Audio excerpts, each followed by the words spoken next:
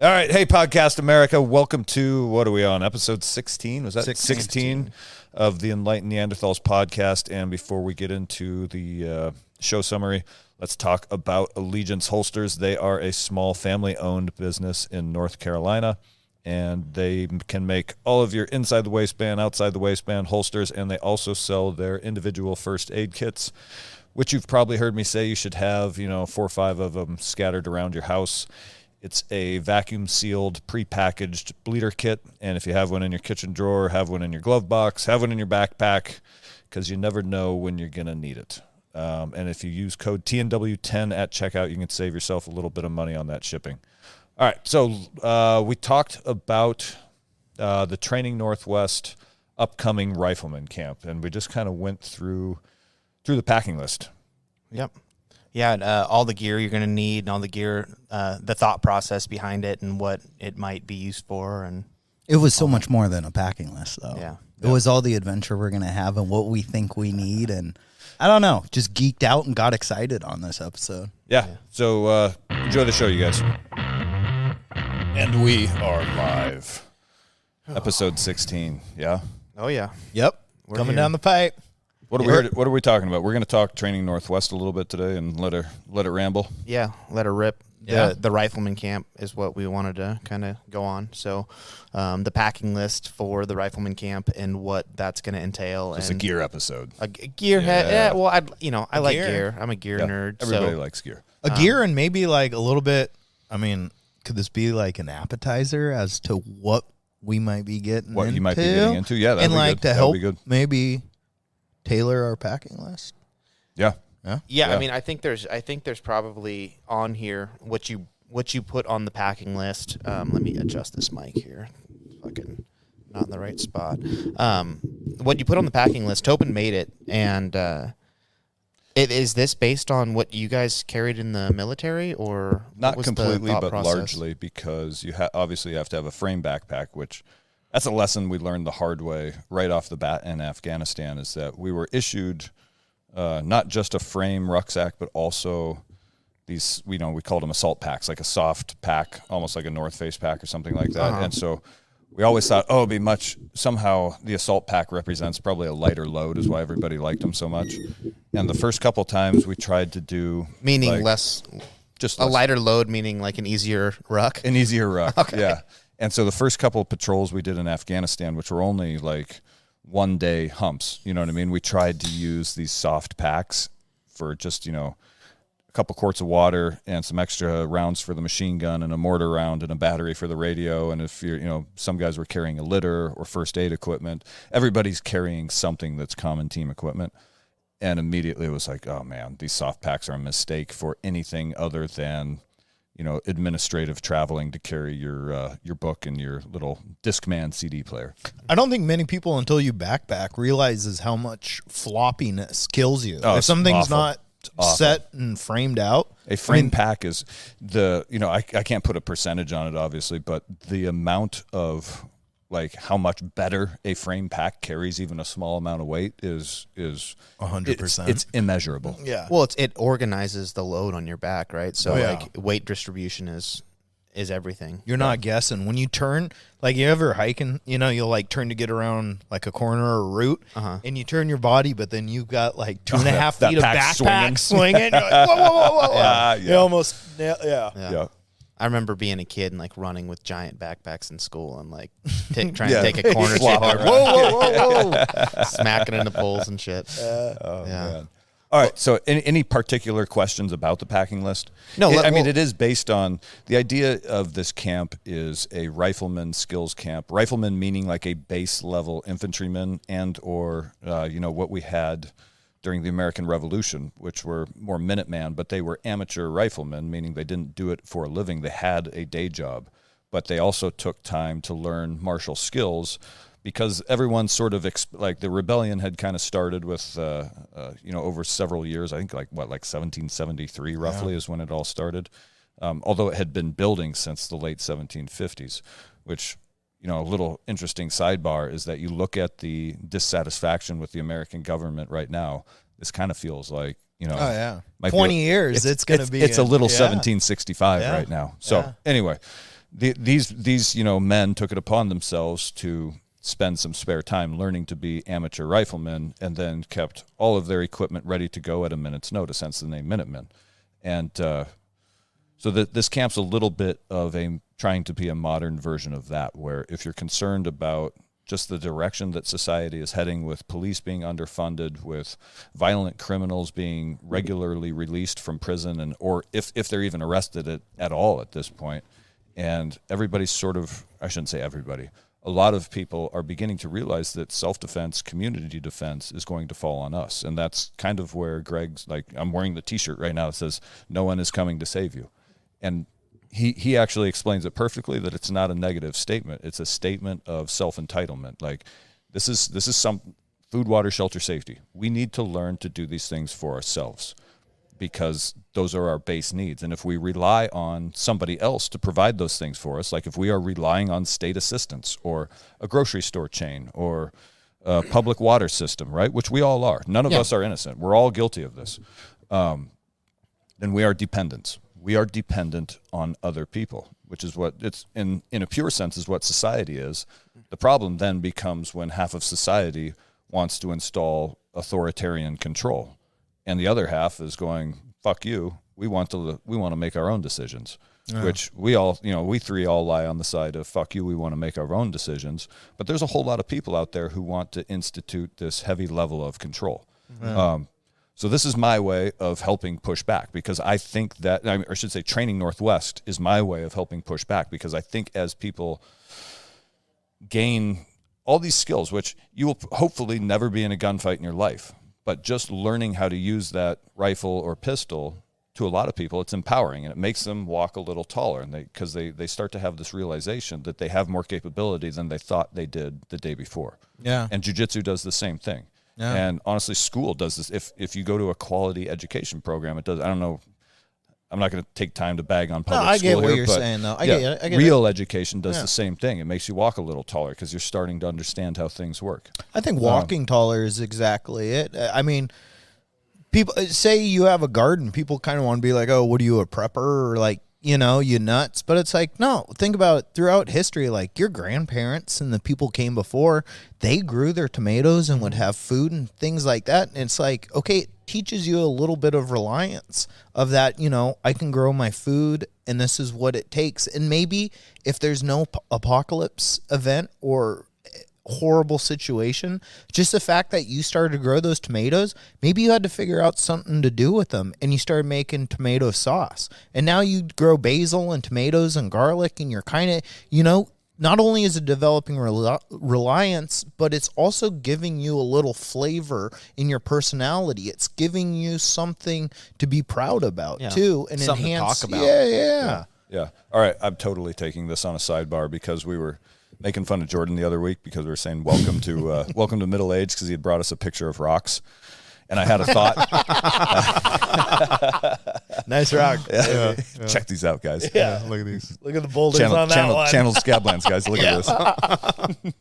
Okay, but I had another thought, because it's turned hot and dry here the last couple of weeks. Have you gotten into sprinklers yet? Sprinklers and no. This is another middle age. Mike, I are you into have watering your gardens yet? So man, my wife goes out there with a hose and looks at everything. Yeah, but we do have say. sprinklers. All right, the amount of managing sprinklers I do in an evening is fucking ridiculous. Yeah. They got to be perfect, and I got to time it just right. And that's got to be another one of those middle age things. No, fuck no. Okay, I'm a real man. I do everything manual. I turn those knobs myself. Yeah.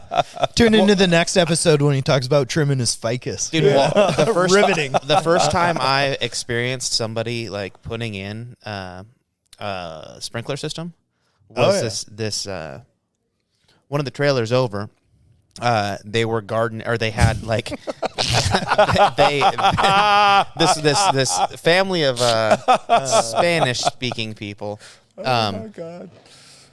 The guy was like, "Hey, like we're gonna put in a sprinkler system. Like, you want us to like bring it into your yard?" And we're like, "Well, no, But it's too fancy for our people. No, so he ended up. But I watched this guy put in a sprinkler system. So it was like, oh shit, that's like, and the way he did it was pretty. It was basic, but it's like, oh, that's all you need. He ran PVC, down and like then went and got the little heads and everything and spaced them out in his yard where he wanted them, dug a little trench, buried this PVC pipe, and then left a little spigot. And all he would do was go and Hook up the hose and turn it on, and boom. And it just was like, oh, man, you know what? So simple. You can make that happen. All right, guys, this is why the Enlightened Neanderthals is awesome, because we went from paramilitary gear to lawn care. Figuring out sprinklers. Anyway, it was. I just amazing. remember being like a 14-year-old kid. So this isn't just for old people, okay? Yeah. This actually goes to what we were saying about being education like, lifts you up. I remember the first time I did some sprinkler repair for a farmer in Omak, and it was like, oh, it's actually really easy. Now I know how this works. And I felt a little like, I was like, oh, I can fix this. You know what I mean? And like, especially becoming an electrician too, because I was not very handy before I was 30 years old, because no one had ever, I'd done a lot of grunt work on farms, but no one had ever taught me how to use hand tools. Finessing, and so I things. thought I was not handy. And I pretty quickly realized in the apprenticeship that I'm really good at this, and holy crap, I understand how everything works. And before you know it, I'm one of the better handymen you'll ever meet, because I can fix fucking anything. Yeah, that's super empowering in itself, and that's where like you look at like people who are educated and went to school and can do things like, you know, on paper and on computers and all the other crap, but then like there's something that's like smarts that people have, and they can look at the world and they can put things together. Practical smarts. Yeah, well, yeah, and it's like intuitive to a lot of people. Yes. And that's like people's ingenious is pretty impressive sometimes when you just watch them. Like I think I've talked about it. Like I had a friend that was building a family friend, and they were building not a condo, but like a house in Mexico, right? And they were digging out a pool, and they ran into a rock the size of a Volkswagen, and it was like, well, and these guys are digging this pool by hand in Mexico, right, where this thing's getting put, and they ran into this rock, and it was like, well, you know, shit, you guys got no heavy equipment, maybe move the pool. And they didn't skip a beat. They kept digging, and then they lit a fire and put a fire on the rock, heated the rock up, and hit it with a sledgehammer and broke the thing. Crushed it. Yeah, and then they just lifted out all the rock, and now they had like rock to go put in different spots, and it was like, you got to be fucking kidding me. And that's just like ingenious, right? Like some people look at it like a problem, and they're just like, no, keep digging, I'm going to start a fire. And next thing you know, they crack this rock in like 3 or 4 pieces and start to be able to move it, and it's just like, how the hell, you know? So it's that kind of stuff is like, they didn't go to school for that, I can guarantee you. No. You know? But they're making things happen, whereas somebody else would be like, okay, what are we gonna do? Like, you know, it's just like that book where the obstacles away. Yeah, well, the and what's his name? He won the gold medal. What's his name? Yeah, Google him. Yeah, Brandon Slay. Fuck you guys. But yeah, and the obstacles away. They talk about the banana farm, or how there was 2 people owned the land, and like one company was like, oh, we're going to go try and do this. And the other company was like, we're going to buy them both, or we're going to buy the land from both people and be done with it. Yeah. So, I mean, thinking outside the box a little bit. It just interesting. Anyway, sorry. Yeah. Tangents. Back to this Rifleman camp. So packing list. What the hell are we going to name this one? Let me Lord. Okay. Oh god. So as a guy that's we have to stop titling the episodes. And random shit. Not to mention typing typing up the little 3-sentence synopsis when I put it online. It's becoming like, what the fuck did we talk about? Let's start with food. Hold on. No, I'm gonna go down the list. How about that? All right, go down the list. I got the list in front of me. We're gonna read what the Rifleman camp gear entails. So we got a AR-15 rifle with sling, iron sights. Those are mostly for mass murdering. Whoa, Jesus Christ, dude! Of hogs and Texans. Yes, thank you. You're welcome. Thank you. Yeah. Good gravy. 7 magazines. Also used for mass murdering. Magazines, People, Time, Popular Mechanics, National Geographic, any magazine you want to bring. At least one Maxim. Okay, well, there you go. Does it still exist? I don't know. Dude, Maxim was on top of the world in the early 2000s. Back in the day. What's up, girl? What's the girl from the show 24? The blonde girl. I can't remember her name, but I can't remember names now. Yeah, right. Name drop. Oh fuck, I'm an asshole. I remember being deployed to Afghanistan, and this is long before internet was dial-up, so you'd get online like once a week to email your parents and let them know you're still alive. Yeah. And all we had for entertainment was we would all go to the PX before we left and buy up all the issues of like Maxim and FH. It was basically the same FHM. magazine. You know what I mean? Yeah, It's like 3-4 different magazines that were all the same shit. And then we all had like a Game Boy with Tetris on it, and then you had your Discman with like, you'd bring like your favorite 12 CDs. Yeah. And that's what we did. You know what I mean? That's how you stayed entertained over there. Bunch of army boys playing Tetris and reading Dude Boner magazine. Dude Bro Boner magazine. Dudes would pull out their fucking binder of CDs.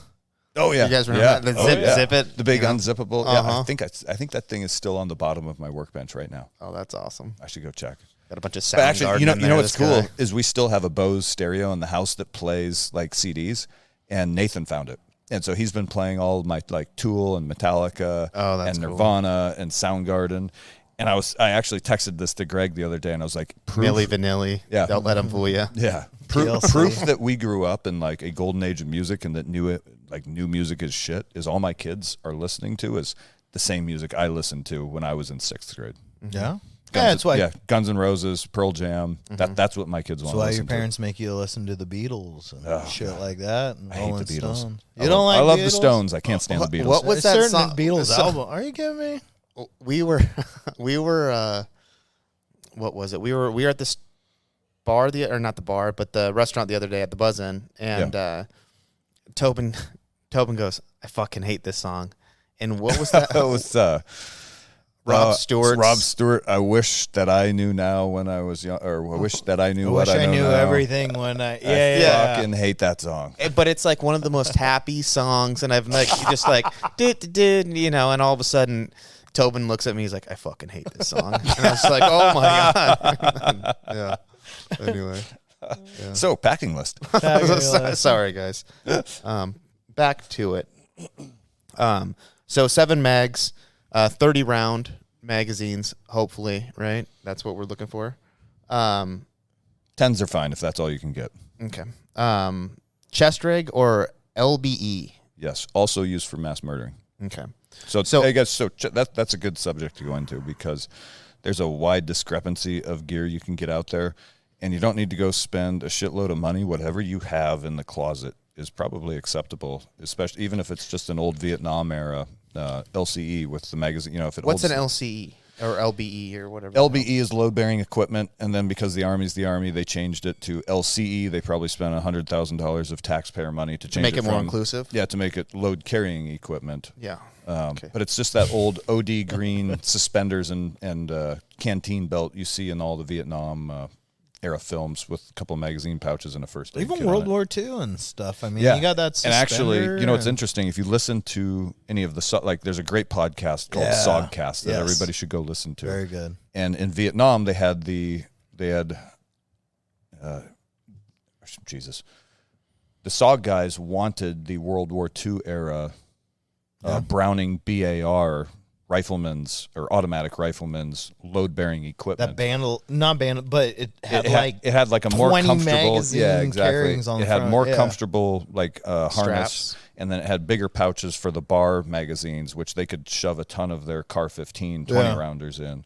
And those guys, like, here's the other thing, man. And one of the reasons I started doing the Training Northwest videos, and I'm heading toward talking about gear, although I've avoided it to this point, but everybody looks on social media and they see like these cool guy operator pictures where the guys are wearing like the little tiny plate carrier that looks like a postage stamp on their chest, and it has 3 magazines, and they've got their cool guy Mitch helmet with MVGs and a strobe light on top of it, and a radio tucked under their armpit, and one of the war belts with a pistol on, and they're like, okay, that's my loadout. And what people don't realize is they're looking at direct action, like special operations troops, when they're seeing that shit. So when they're on that mission, they have a very small target area, usually like 1 or 2 buildings, or maybe a compound with 3 or 4 buildings, but they're not looking at a sustained fight. They're looking at a highly targeted objective, and then they're going to have multiple concentric rings of security and support around them while they're hitting that target. So it's not just them out there by themselves, sort of flapping out there in the wind. Immediately around them, they're going to have a team of like perimeter security, And then probably a quarter mile out from that, you'll have infantry troops setting up vehicle blocking positions and sort of isolating the entire target area from anybody responding in a counterattack. Yeah. Then above that, you have rotary wing air assets like Little Bird gunships and Black Hawk DAP gunships. Above that, you have your fixed wing support, which is your fast mover, F-18s, your AC-130 that's on station circling overhead. Shout out Tom Cruise. Maverick. Is that a big gunship? The AC-130? Yeah. The AC-130 is the bad mother. It's the C-130 that they have. The minigun, the entire one. They do grenades I think and it's bullets? the left. Yeah, the left side has. Yeah. It has a 105 howitzer. It has 40 millimeter grenade launchers. Which is nuts. It has minigun. It's just a flying like barrage, fortress, right? Yeah. With really advanced targeting systems and surveillance systems. So the advantage that alone adds is massive. So then above that, then you have your ISR, which is like your drones that are flying overhead purely for surveillance. So these guys have tons of support around them, which is why they're wearing such a light kit. And what people need to realize, if they're looking at one of these, like whatever your favorite, God damn it, I hate the word prepper scenario is. Apocalypse, prepper, disaster. It's 3 magazines and a helmet with some NVGs and a strobe light is not your loadout. That is not what you're going to carry because that's not enough to sustain a fight for more than one compound. And then you have to go out and rely on all your concentric rings of support to resupply you with ammo, water, blah, blah, blah, blah, blah, right? Time to change my screensaver, I guess. No, but that's a really good point because I was the other day looking for a chest rig, right? Yeah. So I'm looking to get one for this class, and I went up to STAC up there. They're just up north here, and is it Arlington or Stanwood? So they're up there in Stanwood, and Mike Beerme. They were talking about sustainment rigs, and I was like, well, what the hell is this? Because that's my whole thought process was like, I need body armor, I need all this, I need that, and it was like, well, the reality is like, I'm good. The reality is if you're gonna go, up into the mountains, you're not gonna need to carry body armor, right? You're gonna want it. You're gonna ditch it pretty quick. Yeah, and like you've told us the story about you kind of leading those guys up there, and they were all just falling out because they had a bunch of bullshit on. Yeah, but That's also like something to think about. If anything did go bad, it's not that you're maybe even looking to fight, right? You're looking to. Also most of these guys are talking about like again hypothetical situation. FBI, DHS, hello guys, thank you for subscribing to the show. We appreciate you. We're talking hypothetical situation. Let's say that the president of the United States is a paid agent of the Chinese, and he's setting us up for a theoretically, right? Theoretically, okay. And he's setting us up for allegedly, I said. Yeah. And he's setting us up for a sort of civil collapse, at which point, not theoretically, the president of the United States did sign a legal document that gives the WHO authority over the United States in the case of a pandemic. So now let's allegedly say, or theoretically, hypothetically say that another pandemic comes, right? Or some other sort of catastrophe. Well, now that the WHO has authority over the United States, maybe they decide they want to institute martial law and bring in UN troops. So, granted, this is a wildly extreme situation, but let's pretend that this is what we're dealing with, right? You mean about 4-5 months? Who knows? Theoretically. I'm sorry. We're just thinking about these things, Yeah. So let's say you want to wage some sort of resistance movement. So if you follow, everybody should read Sun Tzu, The Art of War, and it's actually it's not a long book. It's just these little short statements, right? And so my kind of book. Yeah, one of his statements is that one of his most famous quotes is that when the enemy is strong, fade away, and when the enemy is weak is when you fight. So if you're dealing with a far superior force, like a government-run funded force that has, and again the most critical. Oh, sorry, I shouldn't say again because I've talked about. Logistics on the Training Northwest YouTube channel, but we haven't talked about it on the podcast. So logistics make or break an army. And that's why guerrilla forces always struggle a little bit because they're reliant on the local populace and partisan support, whereas a large conventional army is supplied by some sort of government body and a tax-paying populace. And so they have a much more established logistics line. Their supply lines are set and established. So the advantage then that a guerrilla force has, a resistance movement has, is that they're in their home. They live there. They grow up there. And one of the famous quotes that came from one of the Afghan generals, when the Americans first went into northern Afghanistan and were trying to line up with the Northern Alliance, is that he's like, my people have been here for 10,000 years and will be here for 10,000 more. Yeah. How do I know your people are going to stick around? Yeah. Because they know the Americans are just going to, 20 years is a flash in the pan for them. Yeah. They don't give a shit. They're playing the long game, and not the 20-year long game, the 10,000-year long game where their people will endure. So sorry. No, you're good. Let me keep my train of thought here because I'll go off track. So a guerrilla force only needs to maintain, and they need to continue living their lives in the area where they live, and they need to take opportunities to poke at the beast. Because every time you poke at the beast, you make its supply line a little more expensive, right? You set off, like when the Al-Qaeda in Iraq started ambushing supply convoys out of Kuwait, suddenly it became a little more costly for the United States to run supplies to its troops in Baghdad out of Kuwait because they had to add extra security, or they had to pay security contractors, or they just straight up lost the shipment because it got burned up by an IED, right? Yeah. And you start to eat up you start to force them to spend more money. These little pinpricks can cause that conventional force to have to spend more money, spend more manpower, and spend more public opinion. So you're just bleeding them. Exactly. Yeah. Because this is a shitty thing to say. You killed that private first class. He doesn't give a fuck. Like let's say some blue helmeted troops are sent over here from whatever, India, hypothetically. And you set off an ambush roadside and you kill a bunch of their soldiers, but they're all E4 and below. They're just poor kids. Yeah. They don't give a shit. If you could actually sit down and have a beer with them, you'd probably be friends with them. Oh, yeah. Which is the shitty thing about, government leaders pitting soldiers against each other. War in general. Yeah. But what that does now is they go, oh, crap. Now you have 4 families back home that are like, hey, what the fuck are you guys doing over What there? are we doing here? But we want answers. We want you haven't really told us what the objective of this war is, but you killed my son for it. Yeah. What are we gaining back here in India? So you just start putting these little pinpricks in, and you choose your time. Again, another massive tactical advantage is having initiative. So if you're seizing the initiative. And I used to look at these when I was working for CIA, because we rolled around plain clothes in just local vehicles. We didn't attract much attention. That was our defense, is just not attracting attention. And I would look at these National Guard troops who had been called up and sent over to Mosul or wherever, and it was their job to just go out and do these slow area patrols where they've got all the big armored vehicles kind of lumbering along, and the troops, a show of force. Yeah, the troops walking. Yeah, exactly. Yeah. And just to sort of like show that, hey, we're in control of this area. Yeah. But it was so easy to ambush them, and they were so poorly trained. Not that it was their fault. They're probably good young men and women, but just not given a lot of training because that's they're the a reserve unit going over there. They need meat grinder bodies. Exactly. And so the fear I would see in their eyes, like as they're getting ready to go out on patrol, and it's like, wouldn't you?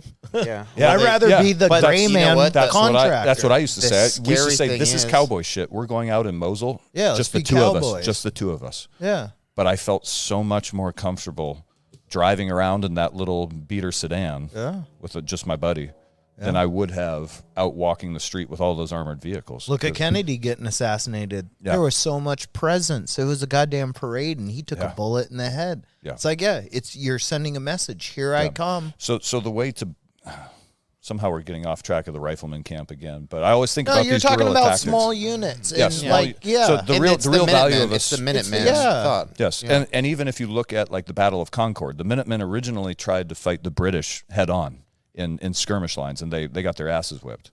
And so they fell back into the woods, and as the British started marching out of Concord, they started fighting like American Indians and shooting from behind trees and hedgerows and they started targeting officers, and that's where you start to see some of the, like, the famous The Patriot movie, right? Yeah. Like they were like, wait a minute, if we fight them like British, we'll lose.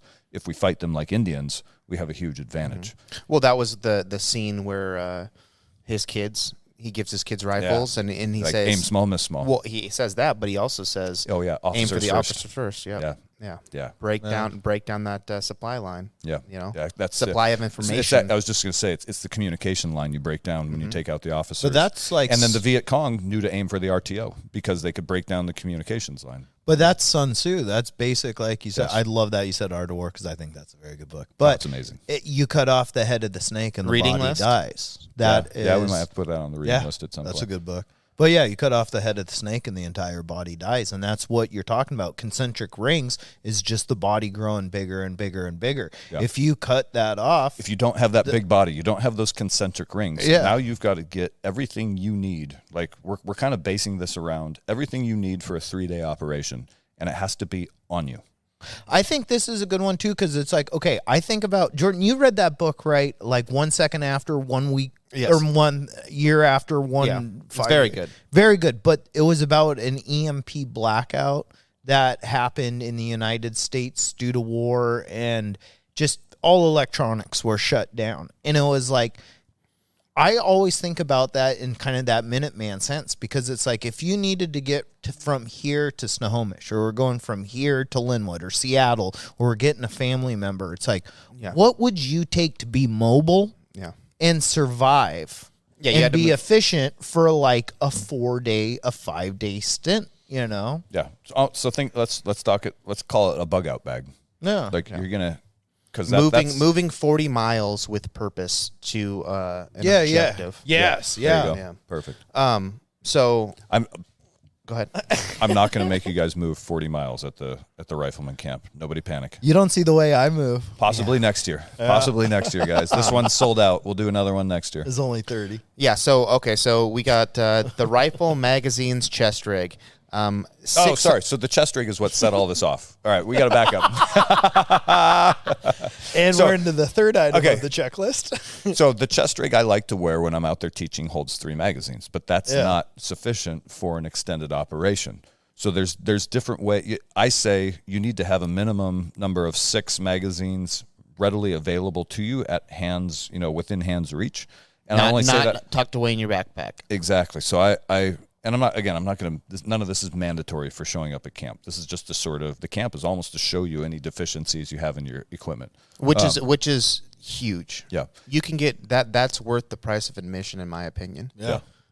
And so the only reason I say 6 is because that's Army doctrine, to have 210 rounds, 6 rounds in your gear and 1 round or a 7th in your rifle. But if you listen, going back to what I was saying about those SOGCAST guys, their minimum loadout was like 23 magazines and 18 grenades, which that alone is like, that's an extra 40 pounds of ordnance right there going into your rucksack. So if they would, and if you look at the pictures of them from Vietnam, they have like grenades taped all over their equipment where it's within hand's reach. And having humped all that equipment before, it cannot have been comfortable. It had to have been so cumbersome. But again, for these self-sustaining operations, I think what I'm going to say, you need to have your 6 magazines readily available to you. But then I think I sent that email to everybody on the class list that all the rest of your ammo that you bring for the entire weekend is going to need to be in your backpack at all times. Because I want people to understand what all that weight feels like. You can't just carry enough ammo for 1 engagement. You need to carry enough ammo for like 3 or 4 engagements. Because you're not going to call a Chinook and get we used to call it a speedball. Resupply. Yeah, it was a Skedco litter full of ammo and grenades, and then all wrapped up that we could, if we were running short, we could call for the resupply, and they would fly over in a MH-47 Chinook and kick it out the back, and you'd have this giant litter of fucking ammo land, and everybody could start jamming magazines and replacing grenades and whatnot. What a wild life. Dude, the fact that you just throw like the name of the shit out, and you're like the M841 Chinook, and it's like I'm over there. An airplane flew over. Yeah. But like that's how you know you did this shit, and like that's how you know like the military is. I forget that's exciting. To me, that's kind of boring. Like no, we a bunch of us had to spend an hour wrapping a fucking litter with ammo crates. Dude, I'm excited. It's a heavy ass sweaty detail. Yeah, that's insane. Yeah, it's a lot of the when they say grunt work, that's what the fuck they mean. Yeah. And anyway, it's impressive because it's like okay, those things that happened, and like how many guys know M8? What did you say? the helicopter. The helicopter, MH-47. And the MH-47, like there's guys that are picturing that right now, and they go, "Oh fuck." Yeah, they know exactly what I'm talking gravy. about. Yeah, I have no goddamn clue. I thought you were talking about a plane. It's the big one that has 2 rotors. There you go. Yeah, that's more the one that looks like a kidney bean. A whirly is exactly. Yeah. The big boy. I don't care about the seen a couple of equipment. those. I'm baffled by the fact that like I can place an order online and I get street tacos at my house in 15 minutes. If I could get ammo from a helicopter, kicked out with a parachute, Uber ammo. That's mind Holy blowing. shit, dude! That's Uber it's $1 million ammo. idea. Holy fuck! Trademark that right now. Uber ammo. You heard it here Timestamp. first. Could you imagine though? 33. Could you imagine if you could order something and have a helicopter fly over and just like kick it out the back, and all of a sudden, Well, that's what Amazon wants to do with drones. That's Amazon's target is at like 25 pounds and under. If that speedball fell on somebody, it would kill him. Amazon better be careful. Okay, so chest rigs. Yeah. So All right, now because my chest rig only holds 3 magazines, the hip belt on my hunting pack has molly loops. So I've added double magazine pouches on that hip pack or hip belt, which for hunting keeps all my snacks. I can put a 9mm pistol in one of them, and I can fill the others with snacks and like little bullshit, like your map and your compass that you want while you're out hunting, and then reverse that switch that to a tactical application. And I can put 6 more magazines on the hip belt of my backpack. So now I have 3 plus. I've got 9 plus 1, 10 in my rifle that are at hand's reach. Can we slow down 1 second here? I know you're no slowing down. I know you're going in and out of Neanderthals. shock here from your love arm it. wound. Oh, yeah. But you're flowing. I like this. Jordan attacked me before we started recording. I'm sorry about that. I was violently. He was violated. He microaggressed me. Yeah, that was more than this was a microaggression. That was beyond my. That's a macro. It's a macroaggression. It's time for you to microdurst that adversity or whatever they say. You know, Did you say micro nurse adversity? that's what you need. That to should be nurse Greg's it. new saying. Micro nurse adversity. Yeah, Jordan loaned me a bow and arrow, hang on. and when I let go of the string, Gosh dang the it. fucking thing slapped me on the forearm, and I have a gnarly bruise on my forearm. He now. almost It fainted. fucking hurts, And that's what I'm It going to put call me it. down. I'm not going to say passed out. I'm going to call that fainting. I didn't faint. I was going to throw up. He got lightheaded. So this is a good point to bring up IFAC kits for Rifleman camp. Yeah. Cold presses. What's would next? be What's needed. next? Yeah. Okay, yeah, okay. So No, wait, hang on. I want to because he was talking about that. He was talking about, and this is something I've been looking at because I come from more of a hunting backpacking loadout where it's more bulky. And we were kind of talking about, all right, when you're wanting to move, you're slimming down all your bulk stuff. Say it's like you have a camp set up a mile or 2 away, and now you're going to hoof it. And that's kind of what I'm imagining. I'm going to bring my backpack, but I'm going to bring like a day pack. a 24 to 48 hour kit where I can have my mags, I can have my food, I can have some extra water, I can have a poncho, say if it was in that condition, plus a little extra room. And I've been looking at, like I was saying earlier, going from more of a backpacking to almost looking at some of the firefighting backpacking gear because it has all the essentials of almost a military fighting aspect. It's like you need your food, water, shelter, just your base amenities, but then you're carrying a bunch of tools doing this wildland. And a lot of these things have convergence, like pouches for your hip, like for 5.56 magazines and stuff like that. And so I'm kind of interested in like what you're setting up on your backpack and hip to hold magazines and stuff. I'm glad you there's- said I that, think but Jordan, there's gonna isn't be- your hip pack that you used for duck hunting very similar to what he's talking about? Well, it's It's a somewhat fanny similar. pack. So Yeah. the wildland guys have some of them have like setups where it's almost like It's a fanny butt It's pack. like backpack, suspenders with a big ass fanny pack on your butt, right? some Yes. of them also have frames. Oh, they so do? like yeah, so That's big Mystery- time because then Mystery Ranch- like a naked frame where then you Mystery- could put all your yes. meat on it and haul it back to camp. yeah, so that's big. Mystery Ranch makes a really cool kind of like wildland fire Yeah. setup. Okay. And it's lower because they're not looking to be out there forever, I guess. But it is They also to work carry with large rings of support. heavy tools. Yeah. Right. They have to carry and Lots they have of to water. be mobile. Yeah. Right. Water, mobile, tool, heavy. Like that kind of deal. So their setups look really kind of nice for.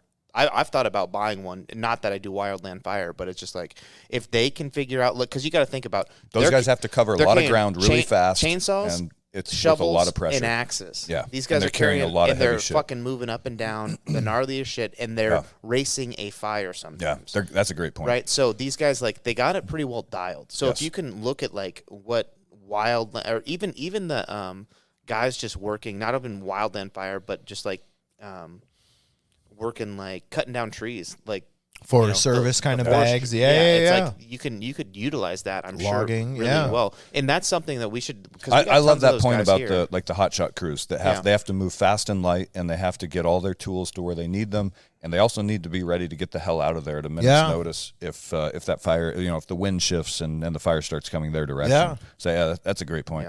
Yeah. I was looking on Pinterest is kind of how I think I sent, it was a long time ago. I sent a text to you guys with the packing list, but it was a guy. I think it was a picture of your dick. But that's part of the packing list. Oh, okay. So you're bringing it. You're bringing it. Okay. Yeah. There's one in the chamber. But it was a guy that took these firefighting backpacks and converted it into a gunfighting kit, and it made so much sense. Mm-hmm.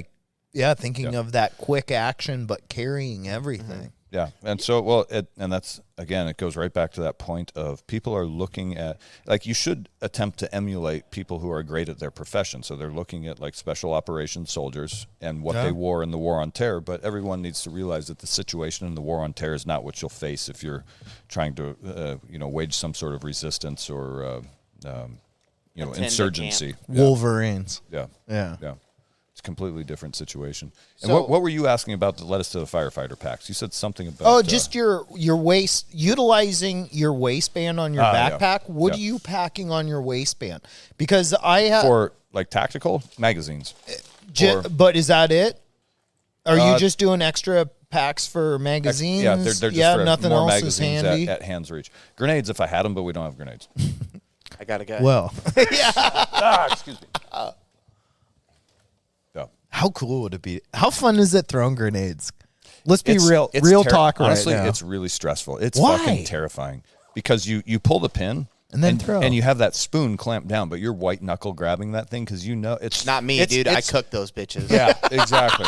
It's clink one. It's only about 5 degrees of let up before you hear that little pop, and you're like, Clink. oh shit, get rid of it, right? And I don't know, I never felt good about having them even on my, I would never hang them by the spoon on my gear. I always had to have them in a pouch enclosed. Yeah, that's and we'd have the pin wrapped with 100-mile-an-hour tape, which is like duct tape, and then we'd have a rubber band around the spoon just to make fucking sure, man. Yeah. Are you okay with fireworks? Oh, yeah. Oh, fuck, I love fireworks. Okay, just making sure. Shut the fuck. All these fucking pussies who are like, veteran lives here. Please be courteous with your fireworks. Fuck you. Well, yeah. Shake the motherfucking earth on 4th of July, please. They weren't in the military at all. Yeah, those are people looking for attention. Those are the same people that put negative comments on our YouTube page. They're looking for attention. We've had a negative YouTube comment. I don't know. Not us. I don't read them. Nope. Well, I actually read embed the one. comments. I go review it for us. I let Jordan get angry for me. Mike's got 10 YouTube comments so that he can give me thumbs up. I got 12 different accounts over here. Shit. Burner accounts. Were you all 14 of our original listeners? Yeah. You know how many phones I had to start with that? I got burners. Man. a lot of downloads. Yeah. So chest rig, one that holds magazines. That's what we're coming up with. 600 rounds. 600 rounds. So is that for the entire 3-day weekend? We're gonna So we're gonna do rifle 1, 2, 3 or variations. Like rifle 1 is a very solidified, polished class. So we're gonna do that, and then we're gonna do variations of 2 and 3. But it'll be more geared toward the patrolling dynamic with react to contact type drills, and then incorporating in the covering concealment and bounding and fire maneuver. Part of me feels like 600 rounds might not be enough. It might go real fast. I'm trying to conserve ammo for everyone because honestly, we could go through 2,000 pretty easy each. I'm trying not to make it too expensive for everybody to attend. Yeah. I'm trying to keep the cost down. So maybe that's something that we talk about and say, hey, this is minimum, bare minimum. Feel free to bring more. Yeah. Yeah, because absolutely. that's a. Well, I guess I would never tell you couldn't bring 2,000 rounds. Yeah, but that and please do, I guess. Please do. Bring 1,000 for your buddy Mike too. He'll be there. Bring him for all of us. At 600 rounds, like in 3 days, like there's going to be a lot of different movement and things that we're going to do. But it's something, you're going to spend a lot of time behind a rifle, shooting, pulling that trigger, and 600 times will go quick. Yes, I swear an ammo sponsor would be nice. Oh God, could you just imagine if your name of your company was inserted here? And we could talk about right up there with Allegiance holsters. Allegiance holsters, and how well they're conforming to our weapons and holding, and just how smooth our draw is, and my consistency. Imagine of my if there's an grouping. ammo casing out there that's made out of unicorn nutsacks. They just need to send us a couple cases of those. Man, you get them at the mall. Yeah, well, I haven't seen one yet. Not yet. So look us up. We'll hook you up. Anyway, so 600 rounds of ammo, and that's pretty standard. ANSI, I-rated, and ear protection. That's just safety glasses and earplugs, guys. Yep. Nothing fancy there. You can get safety glasses for $1.99 at Home Depot. Yeah. So that important to have that. Weapon cleaning kit. That's another one that, goddamn it, people show up. Okay, people show up at every rifle class. There's at least one. You know what? Yesterday we did have one. We had one. God damn it, we had one. There's always at least one rifle that's either it's like a custom built thing that my buddy's he knows how to build AR, so he put this together out of all his favorite parts, and it doesn't run. Or it's too fucking dirty because they have a suppressor on it and they're putting a shitload of carbon and gas back through it, and they don't know how to clean it. So they pay good money. They come out to the range and they have a really frustrating day because their fucking gun doesn't work because A, they built it wrong, or B, they don't take care of it, or both. AR-15s are high maintenance. You have to take care of them. And out in the field, you must have a cleaning kit with you. It's absolutely mandatory because you're going to have, even after 200 rounds, I'd say even after 200 rounds, you need to give it a quick wipe down and a re-oiling. Yeah. And then after roughly 1,000, you need to completely break down your bolt carrier group and give it the more thorough cleaning. Everything needs to get cleaned and re-oiled. And as long as you take care of it, it will work really well. Yeah. But they're a high maintenance bitch. And this is not like a hunting rifle where people are like, oh, I don't clean it. I got it sighted in. That's a bolt gun. You know what I mean? You know what I mean? Like, that's not where you we're might at. fire 400 rounds over the life of your hunting rifle. Yeah, you clean these. Most people won't fire 400 rounds out of their hunting rifle. Mm-hmm. You're going to fire 400 rounds by lunchtime on Saturday at the rifleman course, right? Yeah. So in that cleaning kit, rag, cleaning rod, lube, patches, or boar snake, and a barber brush. All you really need. The rag is to wipe off all the. What's a barber brush? It's that little, just like a little plastic handle on it, and it has the little soft brush. They used to brush shaving cream onto your face. Right? Just to clean dust. And it's amazing for cleaning little bits of dust and whatnot off the outside, all the little nooks and crannies on the outside of your rifle. Then you put a little bit of oil on it and use it to oil the outside of your rifle so that you prevent rust. Right. Yep. So most cleaning kits will do. Like, you can buy cleaning kits on Amazon and all that, and like having just a rag to an old T-shirt. A cleaning rod is mandatory, although I don't recommend you rod your barrel. The cleaning rod is only for clearing critical malfunctions. Like, there are some malfunctions, like a round stuck in the barrel or a ruptured casing stuck in the chamber, where you're gonna have to put that cleaning rod together and smash it down the barrel to clear the malfunction. Fuck! I only got a boar snake. Well, I mean, and that is that where a stick comes in the field? A stick won't do it. Yeah. you need a something with some cleaning rod, something with some power behind it. Yeah. And CLP, the lubrication, obviously is an obvious one. Yeah. ARs like to run wet. You can't run them dry. Like a Glock likes to run dry. AR-15, you need to run it kind of wet. Yeah. And that's something to like think about as well. If you guys have an extra, for people attending and just anybody, if you have an extra rifle, have it ready to go. Yeah. Some sort of I do have a budget rifle it's just the backup, and it's clean, it's zeroed, I shoot with it every once in a while, and just keep it going. It's always there. It's always ready to go just in case number one goes down. Mm-hmm. The best spare parts is a spare rifle.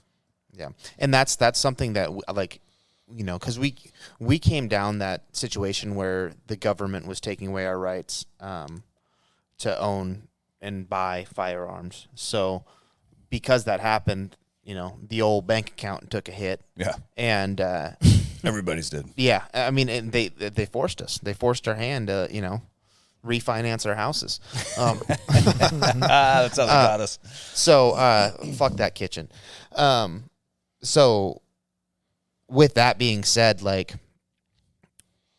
having spare parts, and I called you a couple times because I've never ran a rifle so much it broke, and I asked you, hey, what parts do I need to have spare if I don't have the money to buy a separate rifle? What am I going to need to damn near all? You know what I mean? The problem is damn near all of them because your barrel and your gas tube are basically consumables. They're going to get shot out. One's going to get shot out. The other's going to get clogged eventually. And then you go back to your working parts, which is your bolt carrier group, which are also kind of consumables because they cycle. Like any machine that cycles enough times breaks. All machines break eventually. So the reality is your lowers though are pretty well. The lowers and uppers, which are just the housing. Yeah, that'll never really wear out. Should never really. Then wear maybe your trigger springs or trigger kits. You should have whole new trigger kits. You should have gas tubes. You should have bolt carrier group. Like that's what I'm saying. The best spare parts is a spare rifle. Well, there you go. Fucking A. I ended up building that 22, which you'll allow that out there. Yeah. Right. Yeah. So. We've had a couple students come out and run AR 22 long rifles to save money on ammo, and I think they get just the same training value as everybody else. Yeah, I think I ran mine for half one of your classes. Yeah. Just because of the constrictions of our range, we don't shoot much past 75 yards. Yeah, when we started moving back, we did do a couple shots out of 100 to start the stress shoot. Yeah, and that's where I. But that's the extreme limit of space we have right now. For now. Okay, so weapon cleaning kit, frame backpack. We already said that. Sleeping system, weather appropriate. You're welcome to bring a tent. Travel light, freeze at night, or anything in between. Yeah. So I'm leaving that up. Everybody has to carry their own sleep equipment. So like me, I'm going to bring a bivy sack, and if it's chilly, I might bring like a poncho liner to line it. But that bivy sack keeps the dew and the moisture off of me. And in August, it'll probably be more than enough insulation. But again, we used to say travel light, freeze at night. Even in the winter, we wouldn't bring shit because we didn't sleep much. You'd maybe get an hour or two of sleep a night when you're out on patrol. Can we expect to sleep? Yes. Oh yeah. Yeah. I'm not going to make this tent, a. Right? Oh fuck yeah, you can. Yeah. You can bring a wall tent if you want to set up hunting camp for all I care. I'm just bringing I got like 1 pound tent. Just bringing. We're going to go administrative at night because I want people to have an enjoyable experience too. Yeah. So we'll do a lot of camping in the back of your truck's okay. Totally. Any of that kind of stuff. So yeah, after when did the night raids start with live fire drills? That's first you got to conquer 2 chicks at one time, and then you're ready to move on to night raids. Oh my god. Yeah. My wife is not letting me go to this camp. Shit, what was I going to say? Oh, we're going to go administrative at night so we can light a fire and have a bullshit session. And talk and bond. Yeah, I want everybody to have like a good time too. Yeah. Marshmallows and hot dogs. But I mean, that's not to say like if things got a little squirrely out there, you want to be able to keep this stuff. So for me, I'm gonna bring a bag and I'm gonna keep all my stuff in the pack, and I'm going to move around with all this in my bag. Yes. Right. So my thought process is I'm gonna have a setup that is going to be as if shit hit the fan and I'm in the woods and I'm trying to maybe even, I'm LARPing to a degree of, sorts. But I also want to know that like, hey, if I got my kit set up like this and this is where I put my certain gear in my backpack because it makes sense. Like, that's what I'm hoping to gain out of this when, everything, because I am such a mess with it. And we saw it yesterday in Rifle 1. So Jordan was out there working as a range safety yesterday. But you always see, like, it's actually good. You see people who come out there with their kit on, and I encourage everybody to wear all their gear so you can find all these deficiencies because you have, like, magazines falling out when they get into different firing positions or stuff rattling around or, like, made them do jumping jacks to start the stress shoot. And so stuff's flopping all over the place. And it's like, all right, this is good. We're identifying the deficiencies in your equipment because the only way you figure that kind of stuff out is by doing things like this. And oftentimes you go and you get on YouTube and you look up all this cool stuff. And whoever your favorite YouTube hero is, whatever they're saying, this is what you need to wear. People become dogmatic where they're like, no, You need a plate carrier with 3 magazines and a radio under your armpit, and that's how you fight. Yeah. That's how you fight a direct action mission with a lot of support. But there's also the fact that like now you got all that cool shit and you go to set it up and it doesn't. You don't know how to put it together. It doesn't. It doesn't. I mean, I experienced or you've that never moved with my backpack. Say you put it on. You've never and taken a knee and then rolled over into a fetal shooting position with it on, and people are like, "I can't get up now." Like, yeah, because you got too much shit on. Yeah, well, dude, I strangled myself on one of your classes with my fucking sling. Yeah. You know what I mean? So it's like that simple piece of equipment that people are like, it's just something to hold a rifle on you. Yeah, and I strangled myself with it because I put myself in a spot that I've never been before, and it was like, oh, this doesn't work. And it takes a class, or it takes people who have been there or know this. It's not just going out to the woods and plinking with your fucking buddies. Yeah. That's not what this is. And it's very apparent when you go out there and you have a little bit of stress because there's a couple guys watching you. Yeah. And then all of a sudden, we put a little time pressure. So there's a little pressure on you, a little pride on the line. Yeah, and then all of a sudden you go to move and you're jacked up, and then pretty soon you're like, okay, well I know I'm firing in a safe direction. Pull the trigger so I don't look like an asshole. Yeah. You know, like we're going to start using a lot more steel targets for that reason too. Because yes. With paper targets, nobody knows if you hit or missed. Mm-hmm. I've got some Fieldcraft Survival is sending us some steel targets, and we're going to start using more steel so that there's no lying. Like you either hit it or you rang the steel or you didn't. Yeah, and that's good because that puts more pressure on you. Oh yeah, and it's like because there was, like I said, a couple times where it was like, you know what, I'm down here, I'm trying to find my sight, I'm on my side underneath this car trying to figure out how to shoot, and well, fuck, I can't.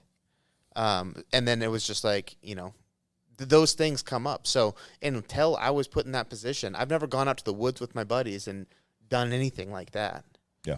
And it was just like, okay, well, there you go. Yep. Learning, and it things come up, and you're getting fed with a fire hose when you come out is what's happening. Well, learning the deficiencies in your equipment, like we're saying, and that's why like it's encouraged to bring out all your gear and carry it like as if it was a real situation. Train like you fight, because you will fight like you train. Yeah. So as far as tents go, I'm gonna bring like my typical like hunting setup, which is a freaking couple tarps and sleeping bag, because that's what I roll. Yeah. You know, and that I turn my my stuff sack into a pillow with whatever crap I can shove in it. Yeah. So are your tarps, are they more like poncho material where they're quiet when the rain hits them, or are they pitter patter? They pitter patter a little bit, but they're like still nylon. Yeah.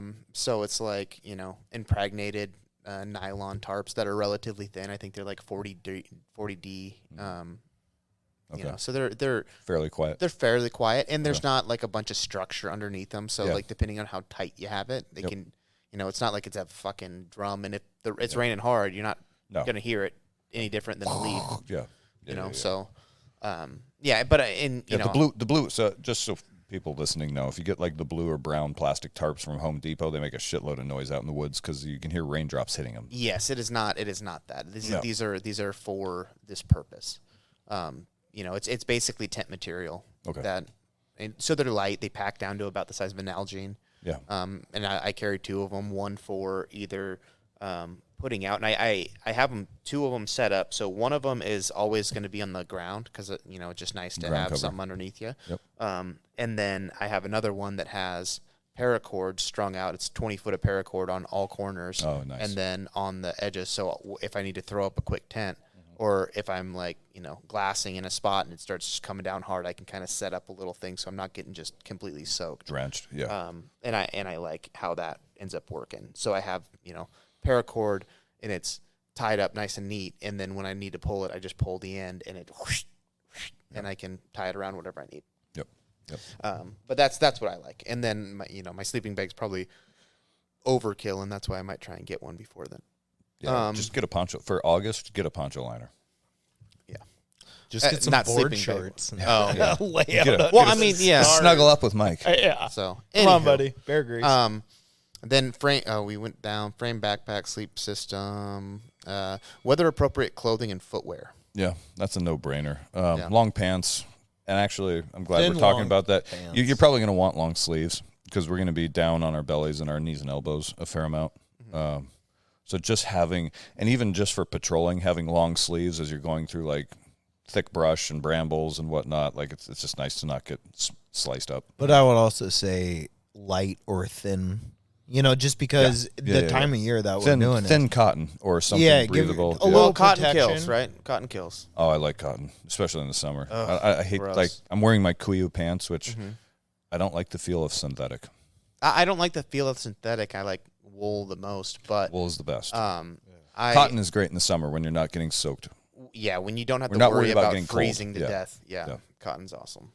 But synthetics can't beat the real thing. Yeah. But as far as that's always a saying, right? Like cotton kills because Oh, it when you're gets cold. and Yeah. it In the takes winter. it takes the Pulse heat. yes. Yeah. So anyway, moving on. And boots too. Like obviously boots are a good pair You of got to boots wear something. are Something with Don't- ankle Don't support. show up in fucking tennis shoes. worth their weight in Get at gold. least some low top Keen hikers or Merrill or whatever they got at REI or Sportsman's Anything Warehouse with or ankle Cabela's. support. Ankle Yeah, I was just support, gonna ankle say. support, ankle Some of it, I have flexible ankles. I can roll my ankles to the ground and it doesn't bother me. But yeah, if you guys need ankle support, get some legit hiking. It's boots. even just nice. Yeah, It's some Zamberlin, some Crispies, some Yeah. fucking whites. So, let's be honest here. There's some high-end hiking boots that you can go Yeah. and get, and it is worth paying the $400 for them. Yeah. Let's Yeah, not. actually, when you and I were side hilling last year through those scree fields, and Jen had bought me like some really nice Salua like approach boots. Yeah. That are like the feet are not. There's not a lot of padding underfoot because they're meant for like legit like getting out there in the rocks. Going and up a I was mountain. so grateful walking. Like it was a steep incline down. Yeah. Like high side to our right, low side to our left, Yeah, and it's we damn were near scrambling. yeah. I was very grateful for a very stiff pair of high top hiking boots. Yeah, the first ones, I had some La Sportivas that I got one time, and I never had a stiff-soled boot up until that point. And they were like these real technical, slick-looking, badass boots. And they were just sweet. And walking on rocks felt like I was walking on stairs, like super sharp, like small edges. I could put the first like inch and a half of my foot and my toes on a rock, and it felt like I had support. Oh, you were standing on a flat like object.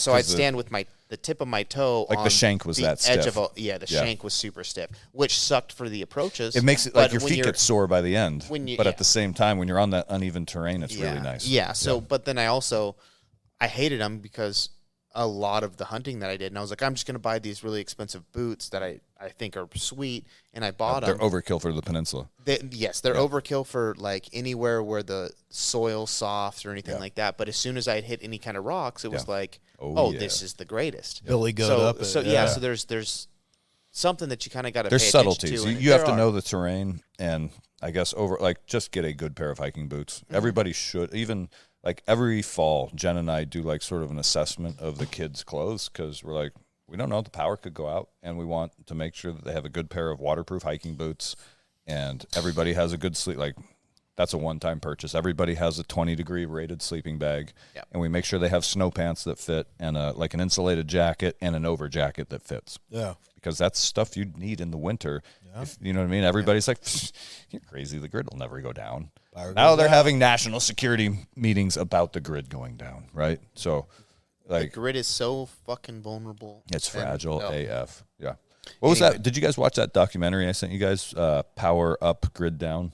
I haven't watched It's it yet. about how vulnerable the grid actually is, and the guy who made it was on the Sean Ryan podcast 2 weeks ago. Yeah. It's a really good episode. The documentary is really good, but everybody who thinks quote unquote preppers are crazy, it shows you how vulnerable and fragile our sort of modern style of living is, and how dependent we are on all these supply chains that are paper thin. Well, it is weird. Like you see, like didn't we even around this last Christmas, January time, like there were people like just going to power substations and shooting them up with 22s. More than you and know. 20 More than has ever been. And Right? it was never admitted publicly until a year after. Yeah. The big attack was admitted a year after it happened, only because the New York Times found out, or maybe it was the Wall Street Journal found out about it. Are you But the talking government about was the Metcalf?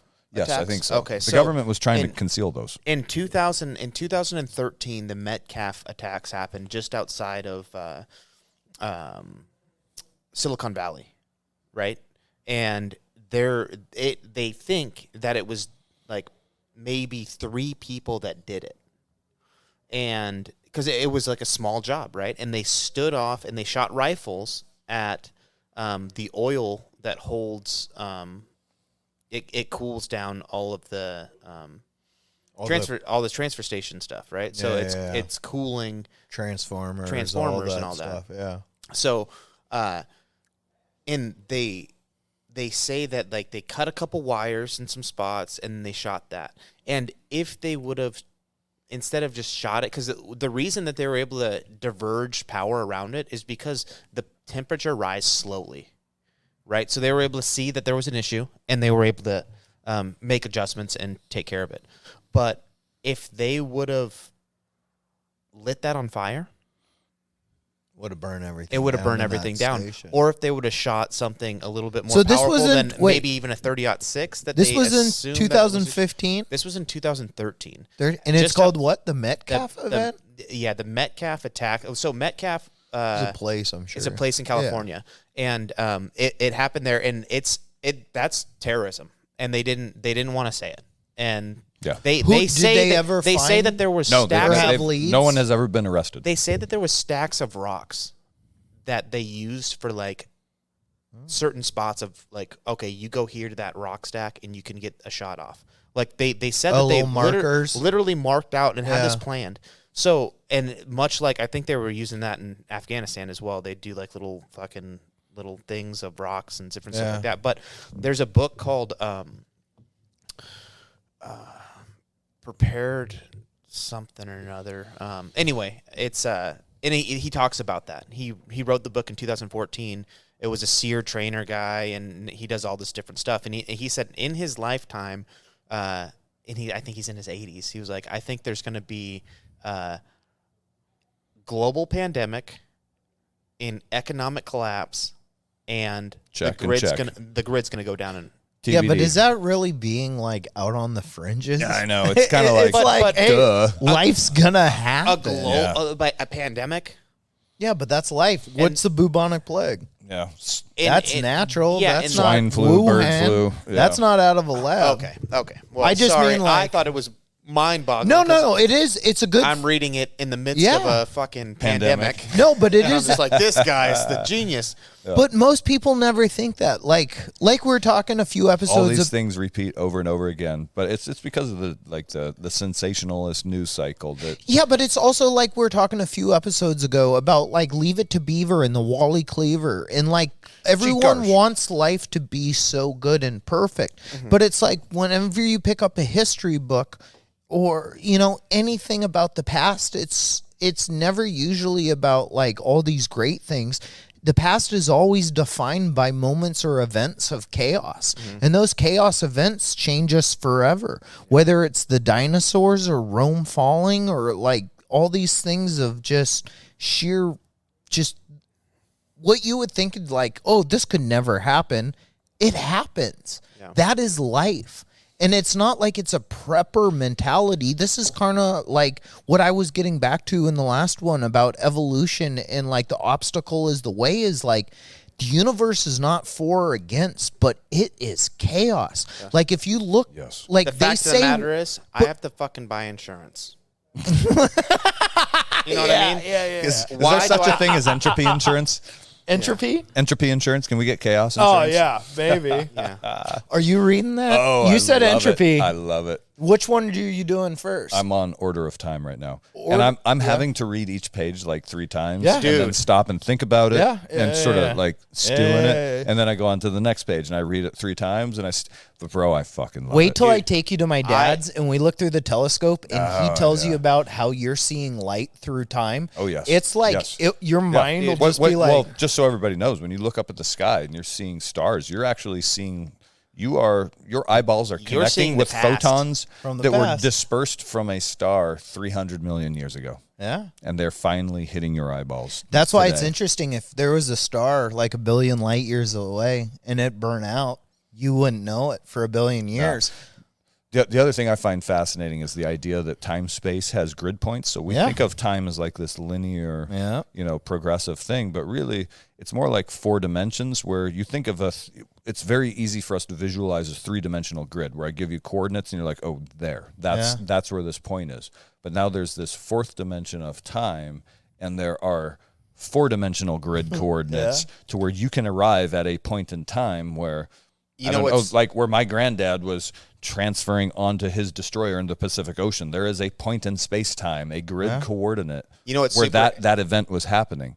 And it's not necessarily in the future or the past. It's just at that coordinate.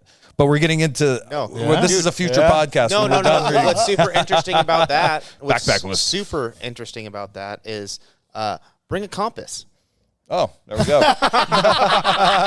That's on the list. Time space. That's for 2-dimensional navigation. Yeah.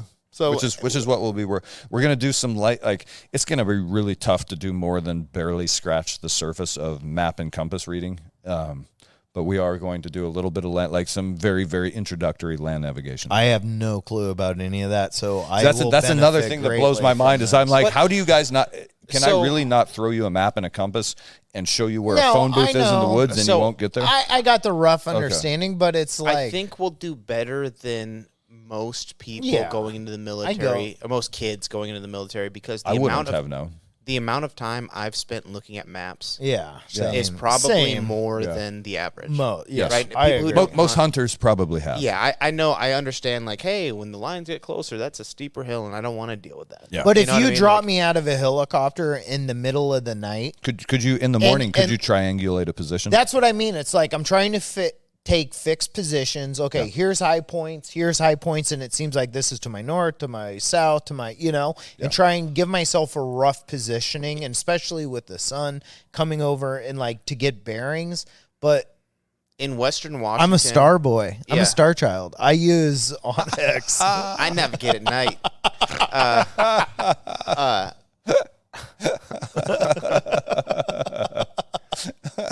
You guys are looking at me. I was hammered, wasn't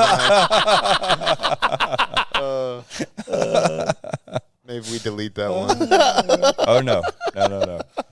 No fancy snare drums editing that one.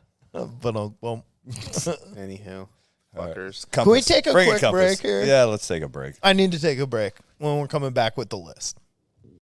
Say it again, Mike. We got there. Where do we leave off? We're back. So, pack frame, we hit that. Sleeping system, we hit that. Weather appropriate, obviously. If a real gnarly rainstorm comes in, be appropriate. A squall. Small squall. Hygiene kit, don't be grody. Yeah, toothpaste, a little foot powder, some baby wipes to clean all your baby wipes, all your pits. Baby wipes are important. Horse bath, your armpits, and that little pit between your ball sack and your There legs. is a river, the old gooch, and your butt crack. Yeah, the old exactly. So there's this phenomenon. Your grundle, clean your grundle. Your grundle. There is a phenomenon apparently that a lot of people. What's a gooch? And what is a chode? So can you tell me what a chode is? You're a chode. Yeah. Is that a definition? Next question. Yeah. Next up on Ask Dr. Tobin. Yeah. Aren't they? I'd feel they're. I mean, it's tomato. Isn't that a gooch and a chode like the same? We're talking about the same real estate here. Aren't No. we? I don't know. We are not. Gooches, I think of chode as nutsack. So there you go. Right. So that is the difference between being 40 and under. Oh. And if you see, and he's on the verge. Next month he's turning, so he's already forgotten. I hope chode is something super offensive. He's already starting to evolve. So Mike's over here, like, I don't know what it is. You're just talking about in your chodes and your TikToks. You know what I mean? But your TikToks. At this hospital, there was like a bunch of people surveyed, and this is not a study. This is my girlfriend saying around her hospital. Yeah. They're talking about this. And they came up with, if you're 40 and over, chances are you think a chode is the space between your butthole and your nutsack. That's your taint. Your taint, right? Yeah. It's your taint. It has a name. Yeah. It's also your grundle. Exactly, but there's... And you call your chode your nutsack. It's also scrum. Chode is something I call a person. Chode is when your wiener is bigger around than it is long. Negative, Ghost Rider. Yes, that is. I'm 43 years old, and I'm here to tell you. My generation, chode is your wiener's a tuna can. This is something you've known for years, or just 100%. You ask anybody who's 33 years old, and they're going to go, "Oh yeah, that's 100% what it is." Listen, archaeologists from 1988 widely agree that your chode is your ball sack, and then more importantly, it's something you call your buddy. Like you say, you're a chode. Well, yes, certainly you call your chode, and I feel like it's more offensive to be like, "Oh, you chode," because of your small wiener. But it's he thick. made eye contact with me when he called me a chode. I think he dude. wants to fight. Yeah, I'll fight. Oh shit! It's a choda. It's a cholo. Yeah. You know what? How about you just go shoot my bow? All right, bring your chode. Yeah. Next item. So, how did we get I don't know. How did we get on the chode? And anywho, we used to call each other choder as well. Way to go, choder. Choder, yeah. Remember that movie? Anywho, 3 minutes of chode jokes. Let's move on. Remember Choda Boy? From no, was it Choda Boy or was Choda Boy from the South Park guys? Yeah. Orgasmo. Have you ever seen Orgasmo? I haven't. Oh my God! Dude. Go watch Orgasmo. Yeah, that's it. It's about a Mormon guy that like goes door to door, like he's on his mission. Yeah, and like he comes across like this house. Set? Like filming porn, and they're like, dude, you're the perfect guy for this. And it's like he's conflicted with his values, but they're like, we'll give you tons of money. Yeah. And it's the South Park guys. Go watch Orgasmo. Right. Side note, before Rifle Can I Camp. trade you for a Rainier? So the next one is medications. Absolutely, that's what I'm saying. that's just prescriptions that are specific to yourself. Yeah. Right. So just if you're allergic, if you need heart medicine. If you're allergic to bee stings, bring your EpiPen because it is one of my bucket list items. Before I die, I want to stab somebody in the thigh with an EpiPen auto injector. Also, Mike will be looking for Adderall out on the river, $5 a pill if you. Or oh no, this is not what the medicine's about. No. Oh, okay. Anywho, rations for 3 days. Yeah. So we're going to provide dinner Saturday night. It'll be something simple like, chili and hot dog or chili and sausages or something like that. But also, other than Saturday night, everybody needs to have all their food for the weekend in their pack. Mm-hmm. Whether you're going to go on a fasting diet or if you want to eat well, you got to have it all in your bag. Who's fasting during this? Travel light, freeze at night, starve at night too. Not me, dude. I'm eating heavy because when I hunt, I want to be. I eat the worst. I eat the worst when I'm hunting. You brought the least, though, when we went turkey hunting. You brought a package of beef and a bunch of Mountain House. We ate pretty good. But when I'm we talking went about we were having steak and eggs. Yeah, but I'm talking about like when we go out. You know how much candy I had. Oh yeah, of course. Yeah, you know what I mean. That's what I mean. Yeah. Like all the snacks and just like the bullshit. It's like okay. So this is something I want to ask Tobin. Like when we were first kind of starting, I was like, I want to talk about food. Like for like a mission or like doing something like this, what is like calorically? Like, is one MRE a day's worth of food normally, or it's dependent upon what you're doing these days, or the situation and what your supply chain? I mean, everything's going to be a variable, but like, what would be optimal? An MRE and a half, an MRE 1? I would think 2 MREs a day would be optimal. Okay, but then there's weight considerations and the severeness of the terrain considerations. Yeah. So again, reverting to a patrolling experience in Afghanistan, we were starting from 5,000 feet and patrolling up to 11,000 feet above sea level, which is basically where the snow got deeper than our knees and we had to turn it back around. Yeah. I would carry 2 power bars per day was my food ration because I had a shitload of ammo and spare batteries and mortar rounds and a poncho liner and some spare socks and a T-shirt. Not a whole lot of warm gear. We literally we froze at night, and I didn't bring a lot of comfort items. Lots of water, but not a lot of food. And that would hold you over? I was starving, but I was alive. Yeah. Do you think you're operating at optimal performance? Yes. I actually think humans can operate in fasting for a long period of time. And I've actually experimented a little bit with like intermediate fasting for 36 hours just because. I'm not saying someone that's used to fasting or disciplining. I mean, when you're having the mental anxiety of hunger or something like that, most people. It definitely wears on the clarity of, I should say. Yeah, You exactly. have good clarity of mind. It's just a thought that's in the front of your brain. It's intruding normal thoughts. Yeah. So I was walking point on a lot of these patrols. And so I'd be, going up the ridge line, paying attention to navigation, but also like watching for enemy fighters. And yeah, that thought of food is right at the front of your brain, and you're like, God damn it, pay attention to the shadows up the ridge line. But they say like a hungry dog fights harder though. Yeah, well, I think your energy levels go up because it makes sense from a evolutionary standpoint, because if we were hunter-gatherers, then we would, say kill a woolly mammoth and then gorge for a couple days around the campfire at the village with all the elders and the women and the kids, and then that meat runs out and everybody gets hungry, and that hunger should be a symbol for you to get off your ass, grab your spear and your bow and arrow, and time to go trotting out onto the plains again. So I kind of think that short-term hunger actually gives you a little extra alertness, a little extra energy, a little extra bounce in your step. It gives you some motivation. It would make sense that that's the case, because even if you're on patrol, whether it be an animal or some enemy, you're going to be able to see them. You're going to look a little harder. And, a little more alert, I think. A little keyed up. Interesting. Well, keep going on this. Let me open. Do you eat candy, Tobin? Do I what? I've never Eat seen candy? him eat candy. Yeah.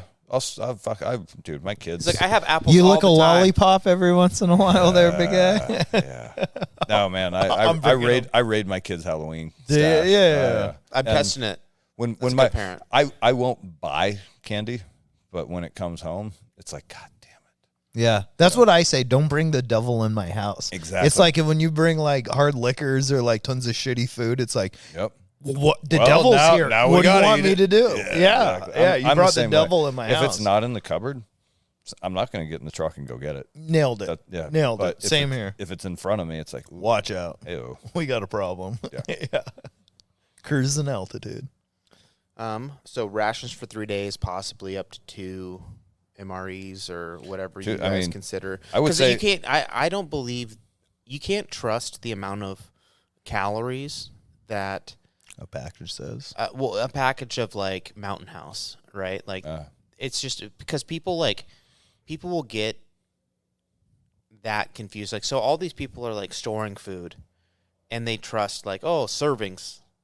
I get 2 servings in a thing of Mountain House, so that's plenty. It's like Depends on what it is. Like, it depends on what you're doing. It depends on how you're moving, and I guarantee you, there's going to be. We kind of talked about this on the backpacking with Jake one, but okay, let's do a quick thing because like I don't need to eat a lot. It's one of these weird. Like I used to eat like a horse, and so Yeah. when Jordan and I were not backpacking, deer hunting last fall, we were doing what I would call kind of like mid-country, where we were getting away from the truck, but then coming back to it every night. Yeah, you just got a base camp and you're venturing out. Yeah, exactly. that's hunting. But we would eat at we would come, we'd be out early in the morning, and then at noon we'd go back to the truck to refit, fill water bottles and whatnot. But eat we'd a bunch of and food. we'd eat steak and eggs. Yeah. And have coffee at noon. Yeah, exactly. And It was that was good. great. Yeah. That's what hunting is. Yeah. But with that one meal of steak and eggs, I was pretty well good for another 24 hours with just a few, like a granola bar. In the you don't evening eat or at something. night again when you go back? I gorged. I took a couple cans of beer so that I could drink a couple beers, like as we're It's filled up now. You had a Miller. Yeah, they weren't light. They weren't light Yeah, beers. it's a little He's couple not a pussy, dude. couple He's buddies hunting. off. I'm a real man. I take IPAs. See, like I'm not humping sports water. because I think about this, I translate hunting because it's like I'm up early and I'm doing stuff all day and I'm in the woods. And it's like, okay, you get up and you go hunt and usually you don't get back till like 11 or noon. And then you eat a whole bunch of food and then you pack a sandwich or something and you head out. And you hunt the whole time. And then you get bored and you're like, you start to get hungry and I want to go back. And then that sandwich in your sack is like, all right, bread and circus for the stupid civilian, and let's make him docile and sit here until it gets dark. Then when it gets dark, you go back to camp, you eat your face off, you have a mixed drink, and you go to bed and you do it all over again. Sometimes So I feel like food it's for me- harder when there's food. When there's food accessible to you. You think about it too much and want to get back to it? Yeah. I think there's there's something about like Because how many people have gone hunting and they're up in the fucking hills for 3-4 days, and then they come back down and it's like you pull off and get a burger, and it's the best burger you've ever eaten. Oh yeah. Yeah. But not only that, but then it's nap time, and that's the other thing. Like, Yeah. I don't. Yeah. I barely eat at work because I don't want that tired feeling in the afternoon. Because you eat something heavy and it's like, oh man, then your eyes start to want to close. Whereas if you keep your stomach empty, your alertness level stays pretty high. But then it goes to, like you're saying, like what you eat matters. Like you can eat a bunch of shit. I mean, don't get me wrong. Like we're saying when we hunt, I take junk food and stuff, and don't get me wrong, I sleep up there. I take naps out in the mountains while we're hunting. We crushed some naps midday. Yeah. But it's like, if you maybe pack tunas, like proteins and oils and things don't spike your blood sugar. They're lightweight. They keep. You can have them in the sun. Yeah, I that's kind of more or less like the get home bag style things that I keep. And I should probably not treat hunting as like a just torture my body and really just start like being good about my. It can be fun, you know. Yeah, but with the. Like like the tuna, the star tuna or whatever, all those little tuna packs and like the space bags and even those kippered oysters or like so good. clams or mussels. I'll bring a 10. I'll bring a 10. I'm not sharing a tent with you guys. I'll bring a 10 of that, dude. I love it. Yeah, I love it, and I'll just. Jen and her friends, when they go like mountain climbing, they all bring like charcuterie fucking part. Yeah, exactly. Or they'll be making like really fancy steak tacos at the summit or something like that. We should make a point of bringing some fancy. Like Jordan brought a bunch of really good steaks last year deer hunting. Yeah. So we should make sure that we're doing like some really high end steak and eggs every evening back at camp when we go this fall. Oh, bacon on a stick around a campfire is kind of that's one of the greatest gifts. Or actually, even the way we cooked them, the way you cooked them when you pulled those ashes out of the fire. A couple of weeks ago, it was probably 2 months ago. Caveman style? He pulled some charcoals out of the fire, made a little bed, and then threw the steaks directly on the coals. Yeah, that was good. Those were some of the best steaks I've ever eaten. Yeah. So medications, jet boil or other type of camp stove, and so with right now because the class is sold out, there's kind of a message board going back and forth, an email chain. And somebody had brought up if they can split their carrying, like, oh, well, I got my buddies with me, backpacking style, and we're gonna do this backpacking style. And you brought up a really good point, and I think that's also a Robert Rogers rule of ranging. Well, this is the difference between backpacking for fun and a tactical mission, is that everybody needs to be able to self-sustain out of their own pack. Because what they're asking is like, hey, if my buddy carries the stove and I carry the fuel canister, is that cool? And again, they're paying customers. I'm not going to tell them, no, you can't do that. Yes, you can do that. However, the point of this exercise, the point of this camp is to point out that if you and your buddy are in an engagement and he gets shot and killed, you have two options now. You either have to grab his rucksack and now you're running for your life with two rucksacks, or you need to just beat feet out of there and now you're short a fuel canister because you're only carrying the stove. So you kind of need, that's why I have like my bivy sack instead of splitting, like, a lot of times you'll split a tent. I'll carry the canvas, you carry the poles, right? Yeah. But I don't want to have that split system because if somebody goes down or is then lost, you're out of shit. Exactly. Yeah. I need to be able to sustain myself 100% out of my own backpack. Can I speak for 1 second about, or we all speak about cook systems, just like what you use for heat? Because I've found personally the two things that work the best for me are one, like the jet boil, or a propane or a LPG gas type stove and burner that's lightweight and you can backpack it.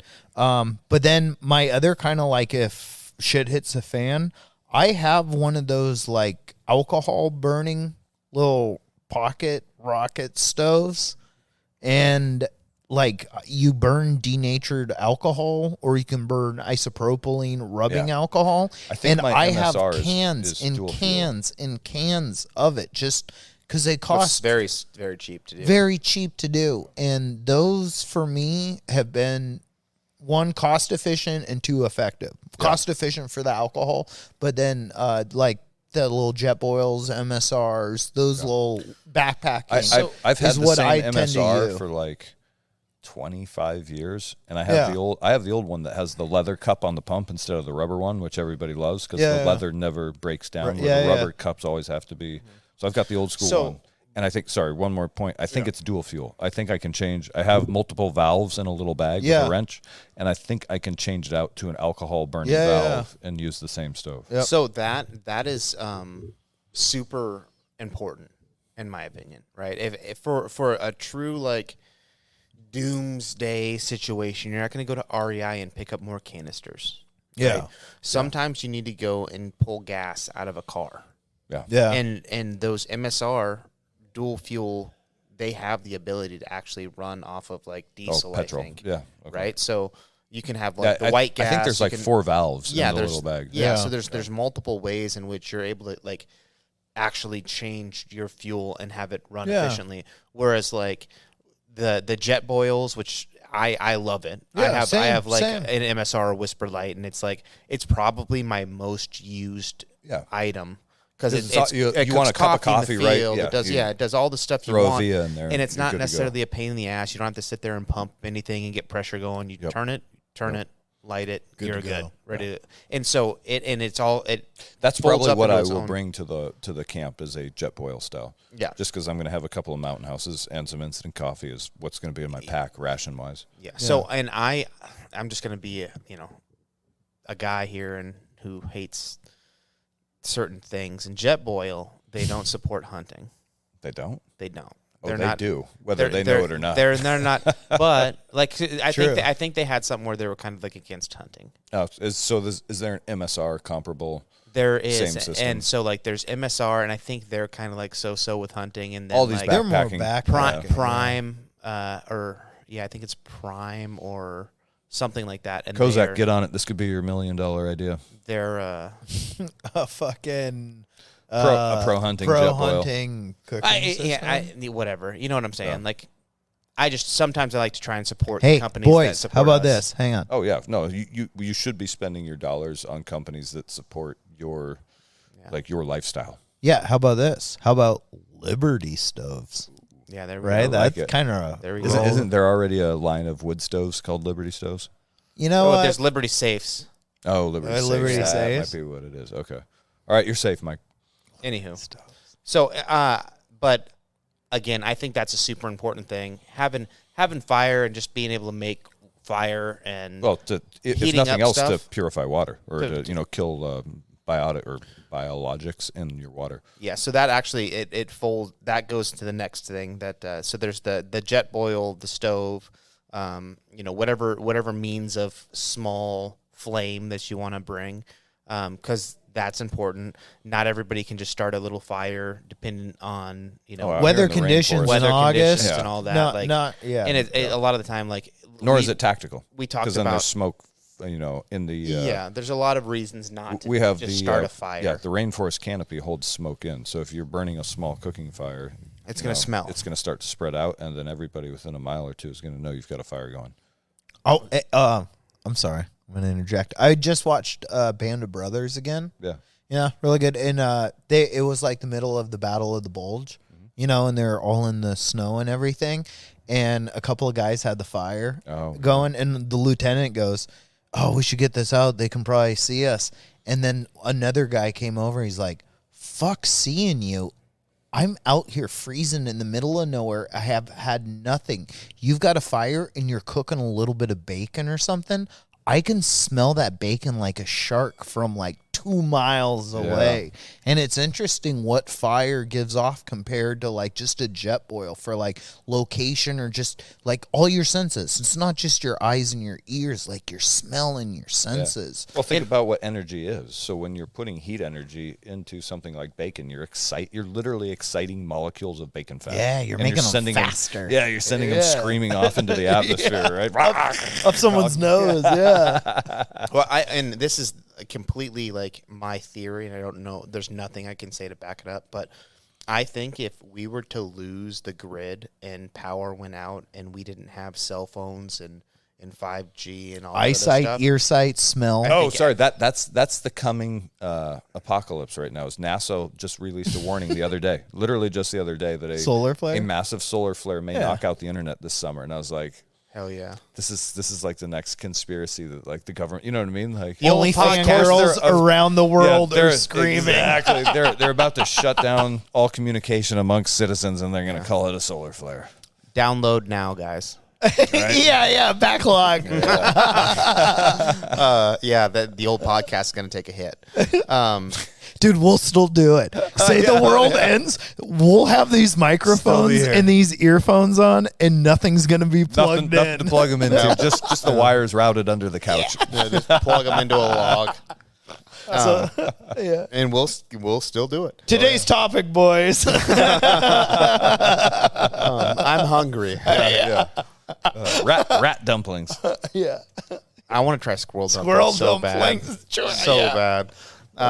Anyway, so the jet boil, the camp stove, all that, super important. There's many different ones you can get and styles. And, hey, if you bring one and we haven't seen it, and we can all learn from each other. That's also another great thing that's happening because everybody's going to bring different gear. We haven't seen. Well, I mean, I've never tried to have a dual fuel stove. Like I don't have one. Or have you seen those guys that have like those little solar tube stoves where they're like you put it in the sun, and the sun hits cooks. it, and you put a hot dog or veggies, and you put it in the sun for a day, and it cooks your food. All our shower water in Afghanistan was just in big black rubber.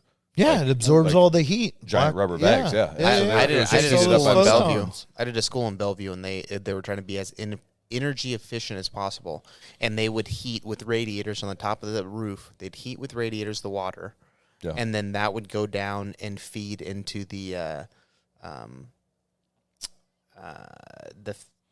foundation of the school, or the cement. What do they call that? Where they got the tubes running this. It's radiant heat. Yep. So they would have radiant heat, and they said that it would average like 60 degrees year round because of the radiant heat and the radiator on the roof, and they would pump that down, so they only had to heat.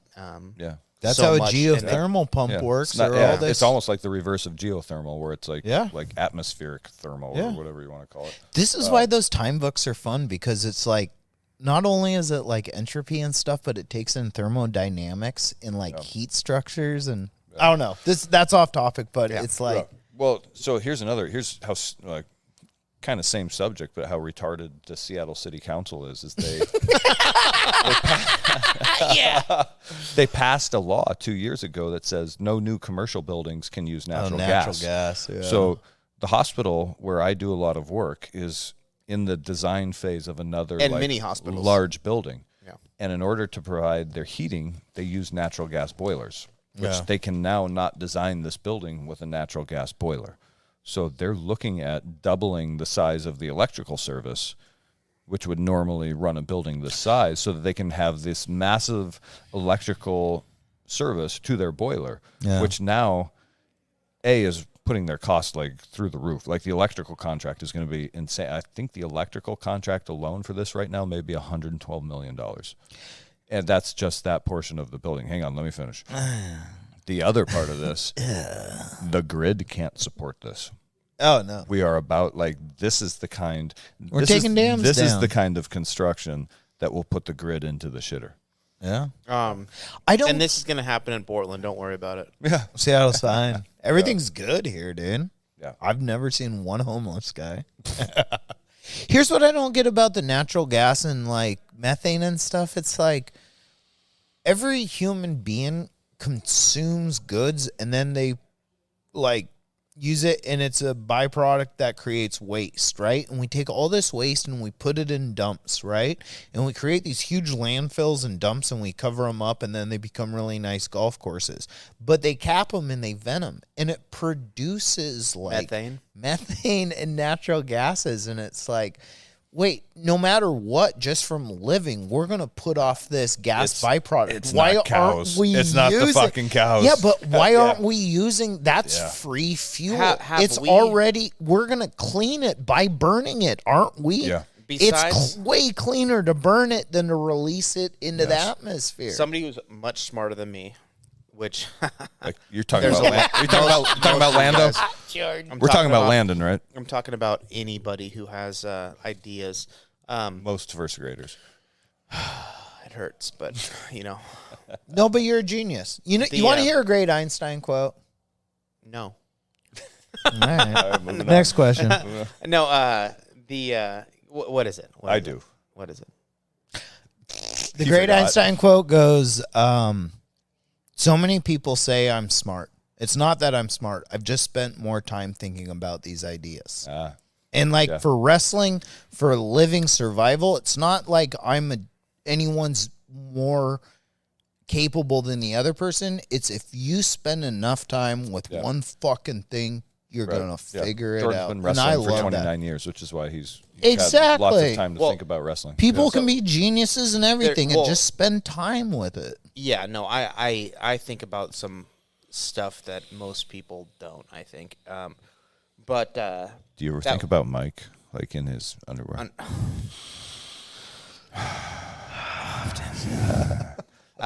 Sorry, everybody. That smooth, hairless body.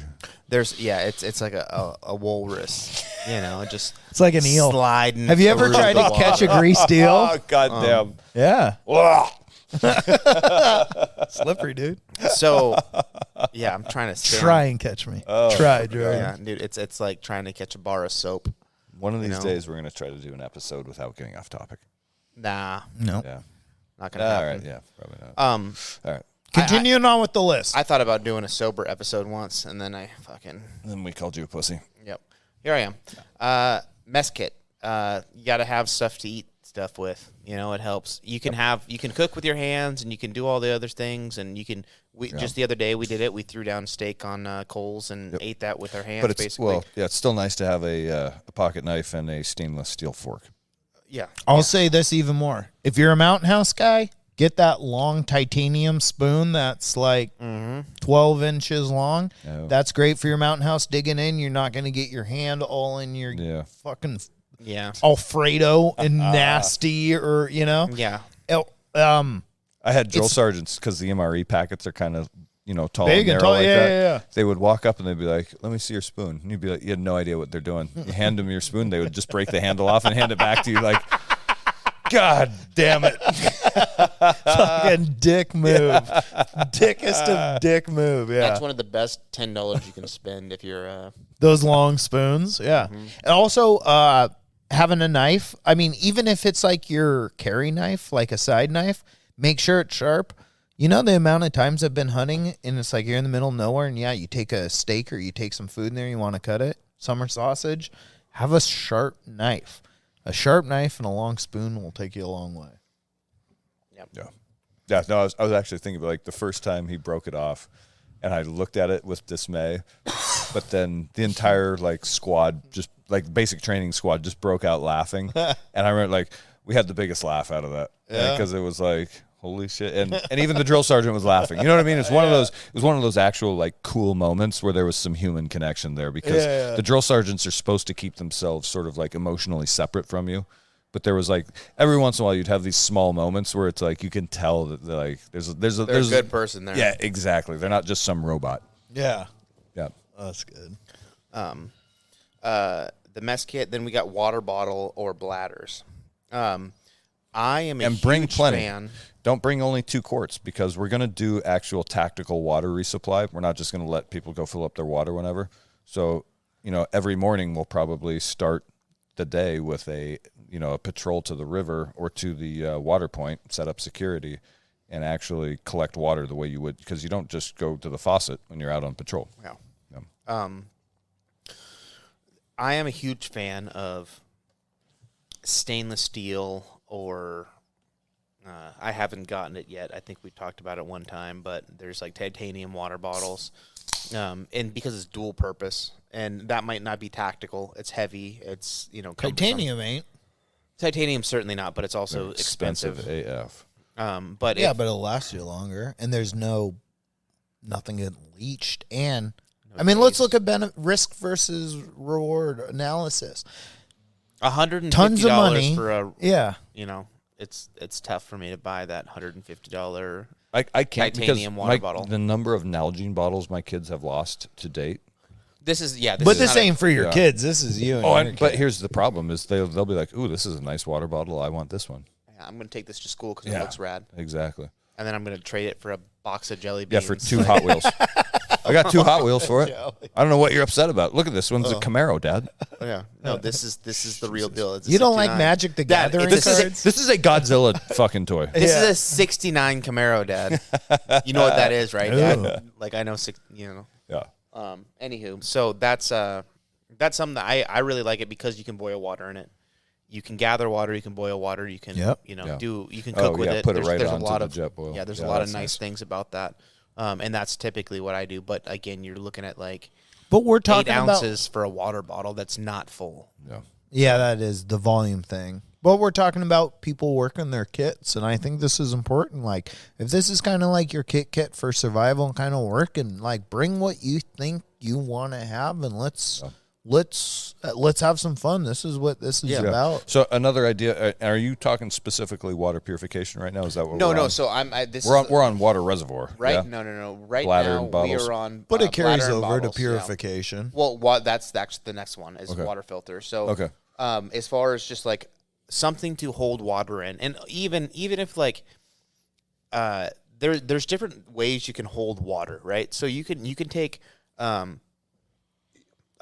plastic bag can hold water, right? If you needed to get water from a river, there's like what are those bags that you put turkeys in? Like a brine bag. Yeah, you can take a brine bag. It's called an oven. It's called an oven bag. An oven bag. They bag, cost. yeah. They roll up to the size of a condom. They're not big at all. They fold up. We should do an October turkey cooking. For the. I said Well, we condom. tried- You starts thinking turkey. You got me what thinking, the bro. fuck do you do to turkeys, dude? We're talking oven bag. Oh, And oven you bags. got me. I'm thinking about roasting a turkey with like the brine and. Well, all we the tried to get one, but you didn't stuffing. come, dude. Yeah. Maybe that's God damn why. it. Yeah. All right. You know Yeah. what? That's Yeah. God damn it. Talk about sidetracking the podcast. But that's one thing that like there's different things you can use and like to hold Sweet water. potatoes. Sweet potatoes. Love sweet potatoes. Stuffing. Yeah. Anyway. I'll say something in regards to water is that kind of like we're talking about backpacking and stuff. Like for holding, bladders are great, but for if you're going to move with water, let's have a fixed container, whether it's an Nalgene bottle, even if you have an emptied out Aquafina bottle. Having bladder type structures in your backpack is moving. Water's going to move in a fixed container. You give it a bladder, and it kind of moves around as well. Sloshes more. So, Well, I'm no, actually no. glad. Hang on, I'm glad Jordan brought up bladders and containers because that's what I forgot earlier. Is you were talking about having like a smaller pack with you for day use. Yeah. And again, another technique we used to use in the Army is we would take our Camelback that held like the 2-liter bladder plus a couple extra goodies like a frag grenade and some night vision goggles and chem lights and batteries and whatnot. It pairs well with Right? water. So then we would pack that at the it does. It's like gummy bears and Vicodin. They go to well together. Made for each other. We'd pack that Camelback right under the top flap of our ruck. Yeah. So that hose coming out of it is what we're drinking out of, and we would refill it as needed out of 2-quart canteens. But just like you're saying, when we got to a patrol base, when it's time to head to like final line of assault or on like a shorter recon mission, then we would just grab that Camelback because it had it was like an extended part of our chest, like it's our chest rig extended with extra goodies and our water. And then we could just throw that on real fast and then move out on that shorter range mission. Yeah.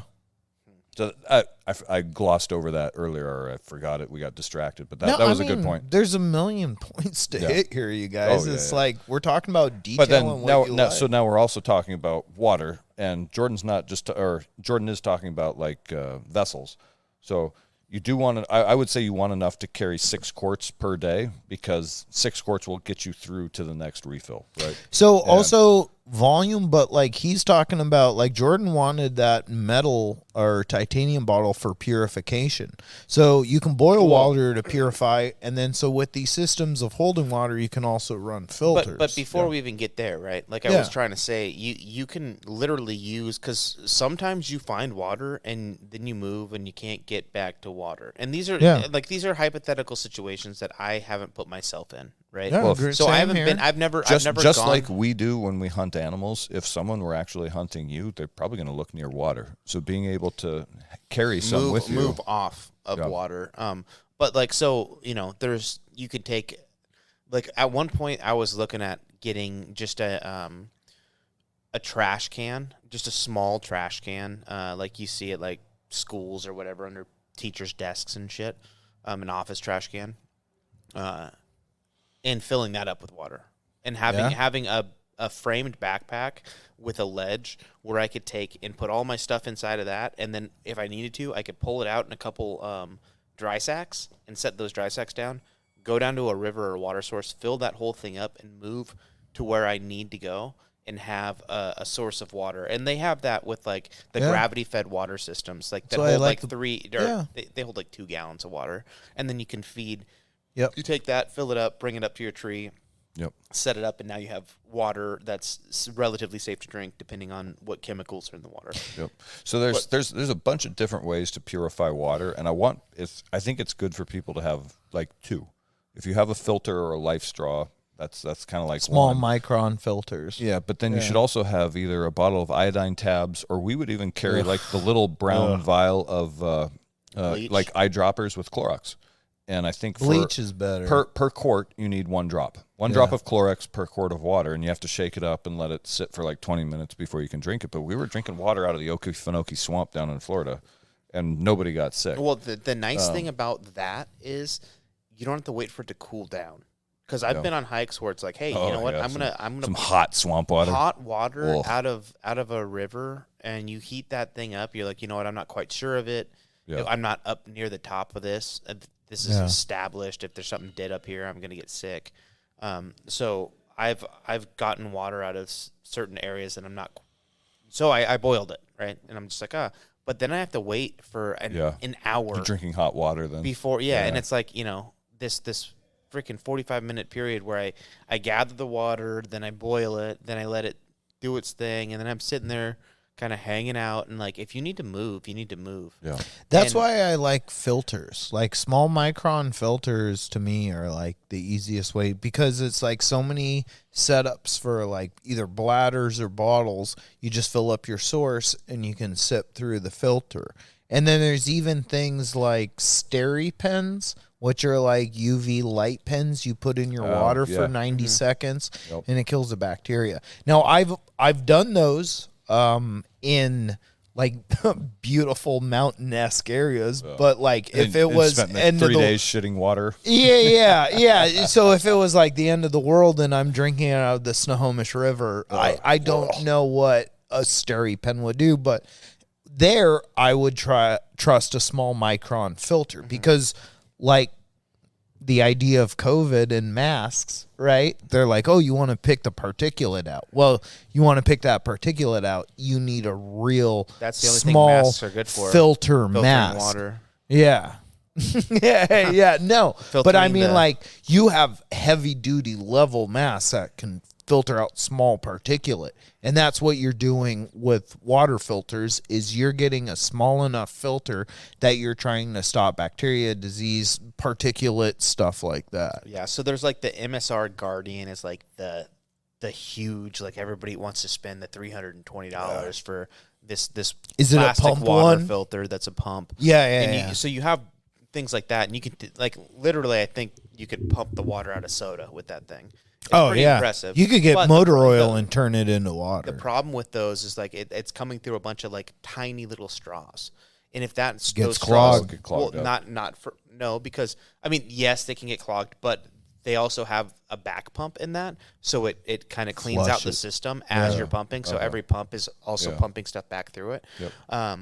But if they get cold and they freeze, they crack and they're no good. Same with so if the temperature goes below 32, then your filter is now no good. Yeah, well, it could possibly no good, right? So you don't. That's why you want to just make sure you got to back blow them. Those filters, it's important, just like a sprinkler system, and it's somewhere that freezes. Yeah, and that's something people don't think about. Because they'll take a life straw, and they'll put it back in their truck, and then it freezes overnight, and they don't think about it. They go to use it, and all of a sudden they got beaver fever because they, just took. That's a good point. I had beaver fever. I had beaver fever as well. Yeah. I drank glacier water. Yeah. I got Giardia so bad. My parents are like, Mike, you are looking so svelte. And it's like, I don't feel good. And I'm just like, oh, yeah. Through my fat kid phase, all of a sudden I started losing weight after a hiking trip. That was a really good hike for you. Yeah. You are looking good.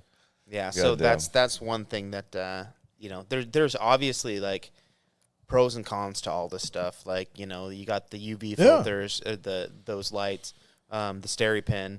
You're taking AA batteries for it. That kind of sucks. That's extra weight. Yeah. Well, extra weight, and if you're in the middle of the woods and they die, well, now you're. What are you gonna do for water filtering? So that's why, like, I always fall back to things that are so like very bushcraft and like hardy, and like I like sharp objects. Simplest, I want to be least technological solutions are the best. Yeah, are you gonna filter water with your knife? A steel. Well, I'm gonna start a fire with it. That's true. I'm gonna start a fire with it, and I'm gonna filter water with the cotton that I have, and I'm going to put that in a water bottle and then run it through a sock and then boil it in a T-shirt and some charcoal from your fire pit and sand. It does it. I mean, not even that. Like that's a filter. That's a filter. Actually, that's a filter. Sand and sediment is what's filtering that natural spring we have. That's out what of I the range. said. Charcoal, sand, sediment, all that stuff from your fire and how you live. That. Yeah. Oh, 100%. That's how you survive. But what I'm saying is, like, if you just took and had something covering up the water that you're pulling out of a river.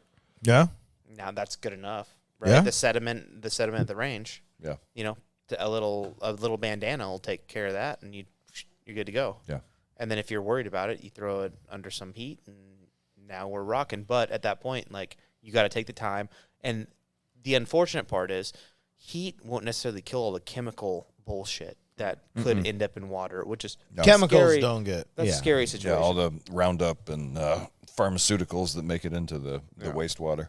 So anyway, water's important. Water bottle, bladder, water filter, comfort items, instant coffee, snacks, tobacco.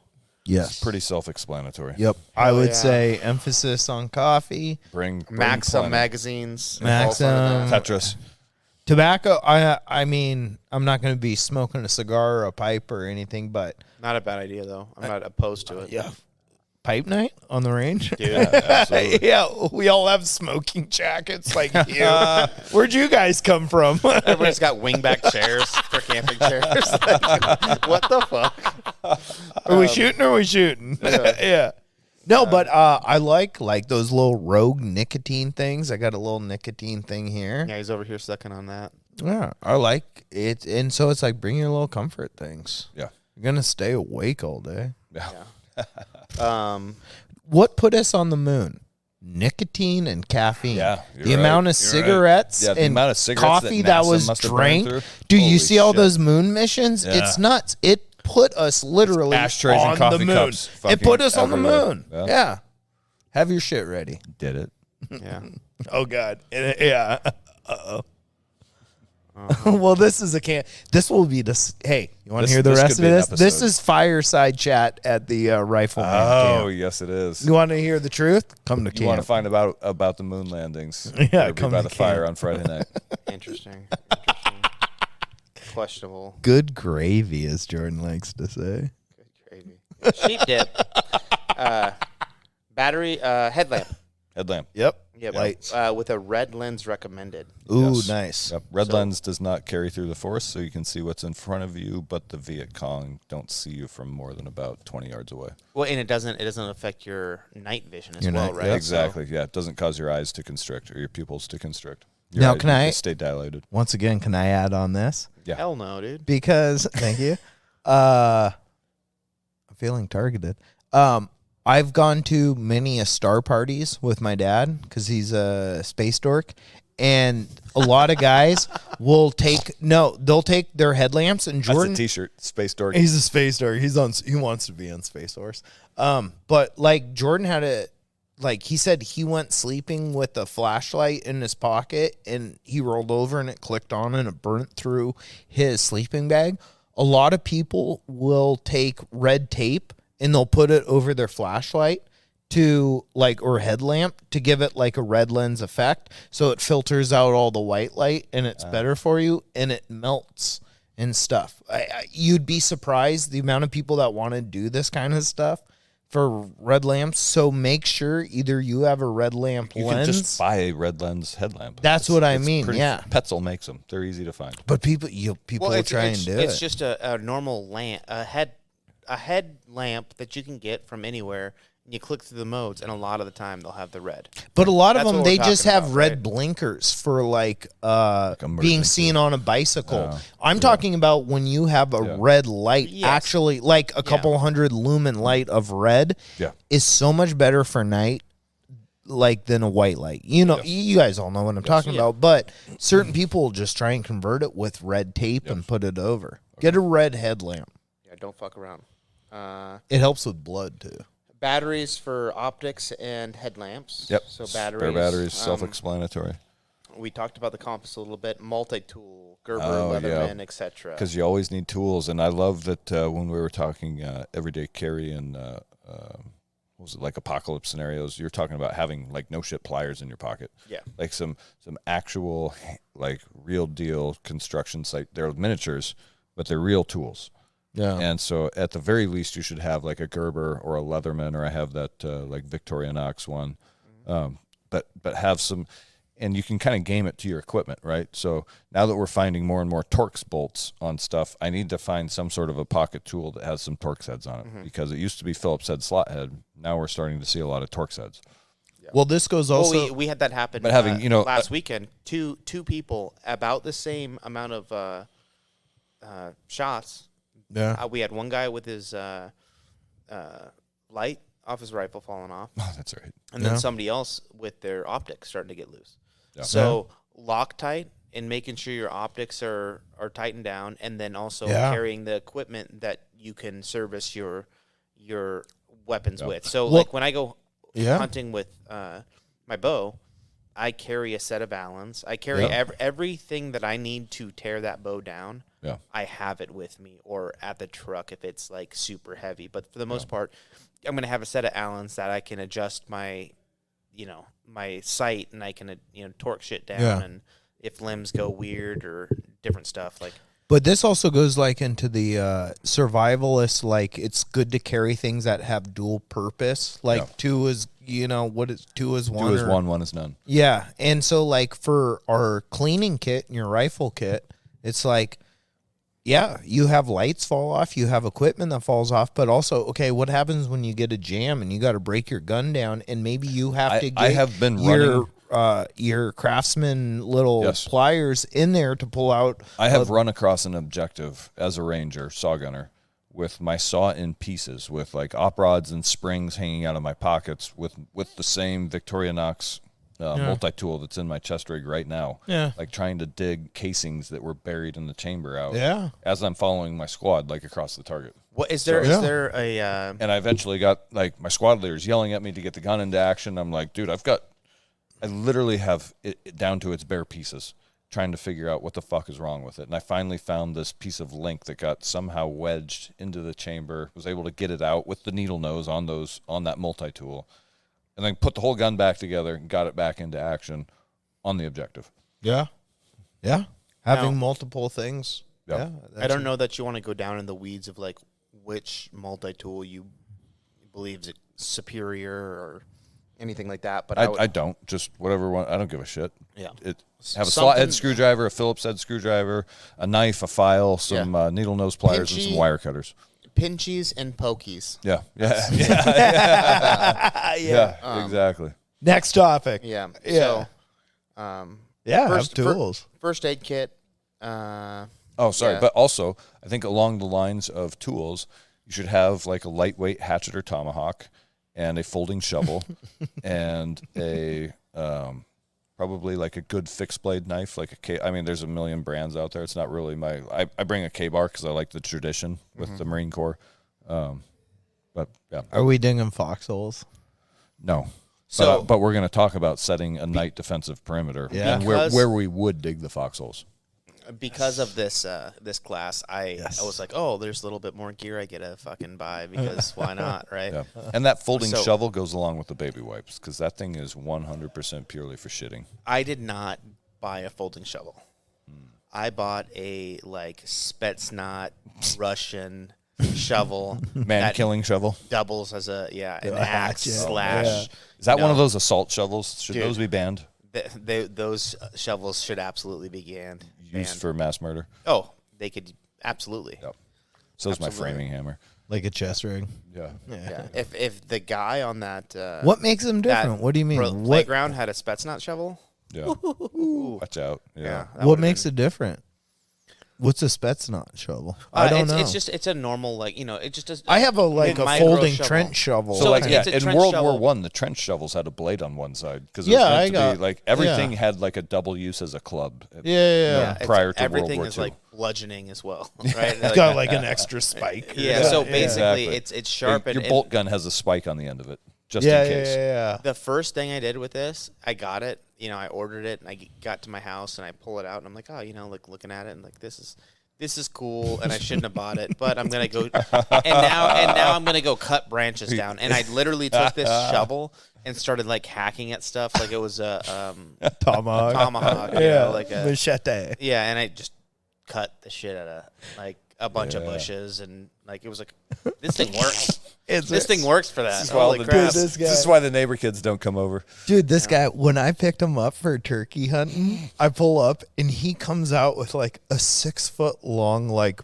blowgun dart gun. And he's like, "You ready to get a turkey?" The amount of places we hauled that thing in the woods, we took it for a couple jaunts. Yeah. Well, I mean, it was that's a morale booster. Dude. Like, are you kidding me? That's fun. It was a good time. Like we were Goddamn. shooting at a camp, and then it was like, dude, those little rabbits, we're gonna get ourselves we a took couple it out rabbits. looking Dude. for rabbits. That would have been perfect, dude. If we would have gotten a rabbit with that, Fuck yeah. it would have been the coolest. Yeah, Yeah, You but the guys- video Or for a it- turkey with that. Oh yeah, good. But the luck. video for it Couldn't is get a like turkey a with guy, 12 gauge. a guy killing a bear with this blowgun. Could you imagine? Greg like, keeps sending those clips of like the guy hunting bears with a blowgun. yeah, but what does that say for our crew? It's like, dude, I used this to kill a bear, and it's like my crew, a small game rabbit. 300 win mag for a bear. Yeah, and it's like we're killing like squirrels. Yeah, I used a 300 Win Mag to kill that grouse that one time. So that's we're polar opposites of this guy. We're up in it. Oops. Gotcha. So then, what do we got? Lighter, Mike, hand me waterproof beer. matches, all that goodness. Fire is key. That is. Fire is survival. Hey, you know But, what? like- Bring because I want to nerd out with everybody who is Yeah, into let's fire. make fires. I think bring whatever means of fire that you think is maybe fucking Like your just favorite, a your little favorite like favorite way of making fire. if primitive it's- fire making. Dude, I would Yeah. even if You someone's guys got like, me going. I've been collecting the dryer lint now and stuffing. Like Yeah, yeah, yeah. Lando wanted to do the Flint. And, like we're like out in the movie backyard. Striptease, dude. Yeah. He's that politician. Just yeah, but even on this trip, if someone was like, "Hey, man, what do you call it? I have a bow and a bow drill. If a someone, bow if drill, someone can and like fucking start let's a try fire and that make way, a fire." I would be, yeah. Oh yeah, show let's, me let's how. try it. But yeah, what? Jordan wants cocaine. I think Yeah. he just he's pointed pointing at his nose. Booger sugar. No, we got Very booger sugar. awkwardly. That's how you start fires. That's how you make a fire. Try that, Logan? No, you're Or good. you just want some coke? All of it. All right. Yeah, sorry. I said I was looking for Adderall at the river, right? That's all my bad. $5 a pill, he says. Blues. So Blues. Yeah, everybody knows what's up with that. We're getting way wild here, huh? I feel like we're nailing it. I think so. This is pretty professional. Fire Podcast, starter. Podcast America enjoys this. Yeah, come on. Let's nail this list. torch lighters are our ad. Torch Yeah, lighters. Yeah, you've never used Like a the little- long ones you use for a barbecue? No, like the and it like makes a Oh, torch. like a cigar lighter. Like a cigar lighter. Cigar yeah, lighter. Those are rad. Zippos are cool. Zippos. Zippo's nice because if you carry a Zippo, a lot of times you carry extra fuel. And what is extra Is fuel? Zippo fuel the same? Is it white fuel? Like It's goes in your kerosene. stove? It's Okay. kerosene based, so it's more like a diesel than it would be a gas. Whereas a white gas, I wish burns hot. this podcast could be sponsored by Bic lighters because I think the Bic lighter and no other lighter is as good as a Bic. What? Yeah. That's Bic true. lighters I typically just bring like 3 of those and some waterproof matches in the little Yeah. waterproof We used case. to go snowboarding and stuff, and anybody who had a Bic lighter, it would work. And anybody who had any other bullshit lighter that was like, the clear ones and stuff, Yeah. those things would always just get. Yeah, Bic work. I mean, Bic just seemed to work better. If you want to smoke pot while you're skiing, you got to have a Bic. That's not what we were doing. Oh. If you want to write a grocery list or have a good lighter, Bic, pen or lighter. Yeah. I'm a big fan of the Bic. As far as like a disposable lighter. Yeah. Agreed. Then, like you said, like there's inserts you can get, because the one bummer about Zippo lighters is that if you don't use it, it dries out. Yeah, absolutely. But they have cartridges that turn it into the torch lighters, and they also have. Oh, that's cool. Yeah, so that's kind of nice because the other thing I was thinking about is I have a food saver, right? So I can put matches in a food saver. I could put a Bic lighter in a food saver, and I could vacuum seal a lot of this shit. Yeah, just so it is not affected by adverse weather or getting dunked in a river or whatnot. Yeah. So there's different fire starters too. Like, so if you go lighter, you go like you said, flint and steel. If somebody wants to bring that and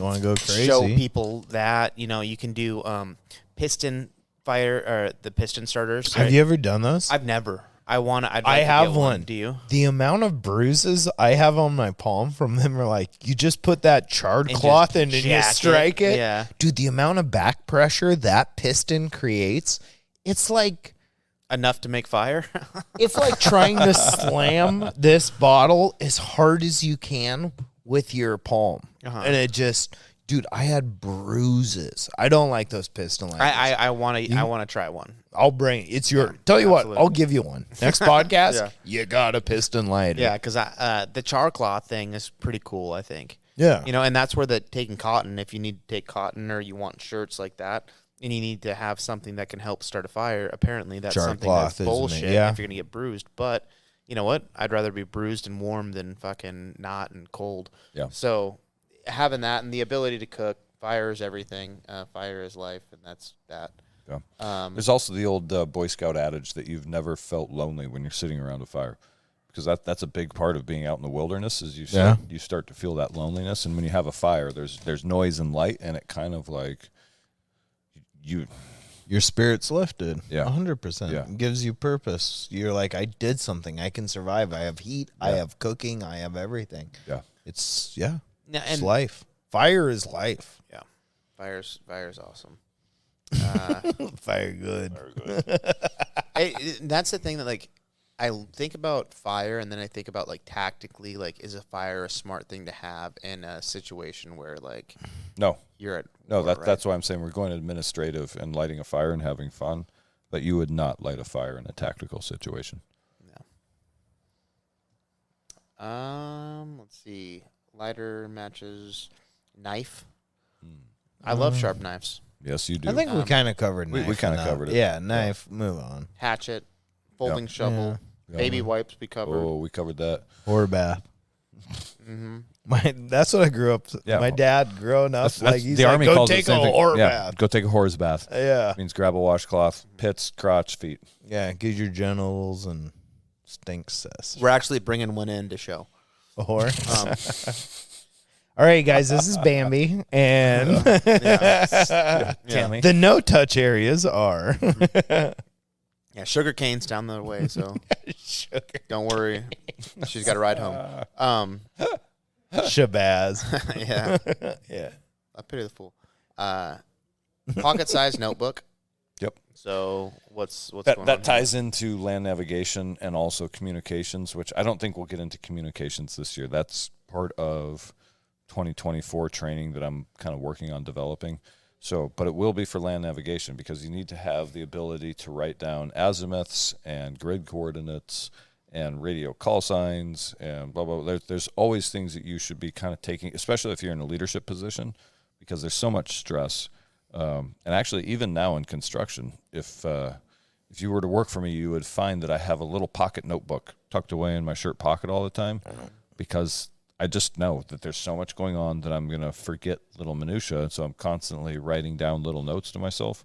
And every 2-3 hours throughout the day, I'll pull out that notebook and kind of review it. And then the morning, I'll review the previous day's notes. Yeah. Just to make, like, oh, crap, I completely forgot about that. I am so glad I wrote it down. I think we all do as workers. You want to be able to take notes, transcribe, and then, like you said, look back a day or two. I mean, no matter what you do, if you're in the field, if you're working, if it's the apocalypse, it's like there's going to be things and events that happen. You can't remember everything, and like just having something to write things down gives you is kind of a important. chronology and some reminders. Yeah. And just kind of helps you keep your head in the game. I just realized the problem. What? Never take notes. No, I'm looking at. I got 2 beers here, and you guys have 4. Can you pass me one? Yeah. You want one of those Kozak strength Bloody Marys? Why do I feel so alert right now? I feel like I'm running this. It's wild. All right. Oh, God. Well, you are running this, so speak of the devil. Send the next. So, ballpoint pen, Sharpie pencil goes exactly with Land that. navigation. No So, there's that. And You guys then, don't want to detail that one out? yeah, so I prefer. When I was 14, I found my favorite pencil. Actually, and you I've know what? never... Here's what I will say. Oh, is shit. Here we go. No. All I'm going to say is I ordered a bunch of topo maps for all the students. Oh, nice. So having a mechanical pencil will be advantageous instead of a yellow Sharpie. Well, isn't there Right in the Rain pins that work well, too? Or Yeah, you know what? Well, I'll have to figure out which type of pencil works best on those maps. Actually, guys- and then there's a I'll space email it out pen. to everybody. Dude, I got the There's one a you can sp- write upside down the for my uncle this Christmas. So the Fisher space is it- pen. the space pen. was is it made- called a pencil? You know, no. No, So no. that's Wait, the funny you know thing. about this? Oh, that's the classic joke. Yeah, I know. NASA spent $10 million to develop a pen that could write in 0 gravity, and the Russians used a pencil. Yeah. Fucking idiots. But America's better, so we Those- developed those a pen dumb that writes fucking upside Russians. down. Yeah. I have a pressurized pen that works in 0G. What up, Putin? Yeah. Well, we have. Yeah, never mind. We have superior pen technology. Suggested/optional is the next category here. So we got waterproof inner bag and Ziplocs for all your gear inside your pack. Yes, so That way it won't get wet. inside because we're going to do a river crossing. Yeah. Um, So that was it.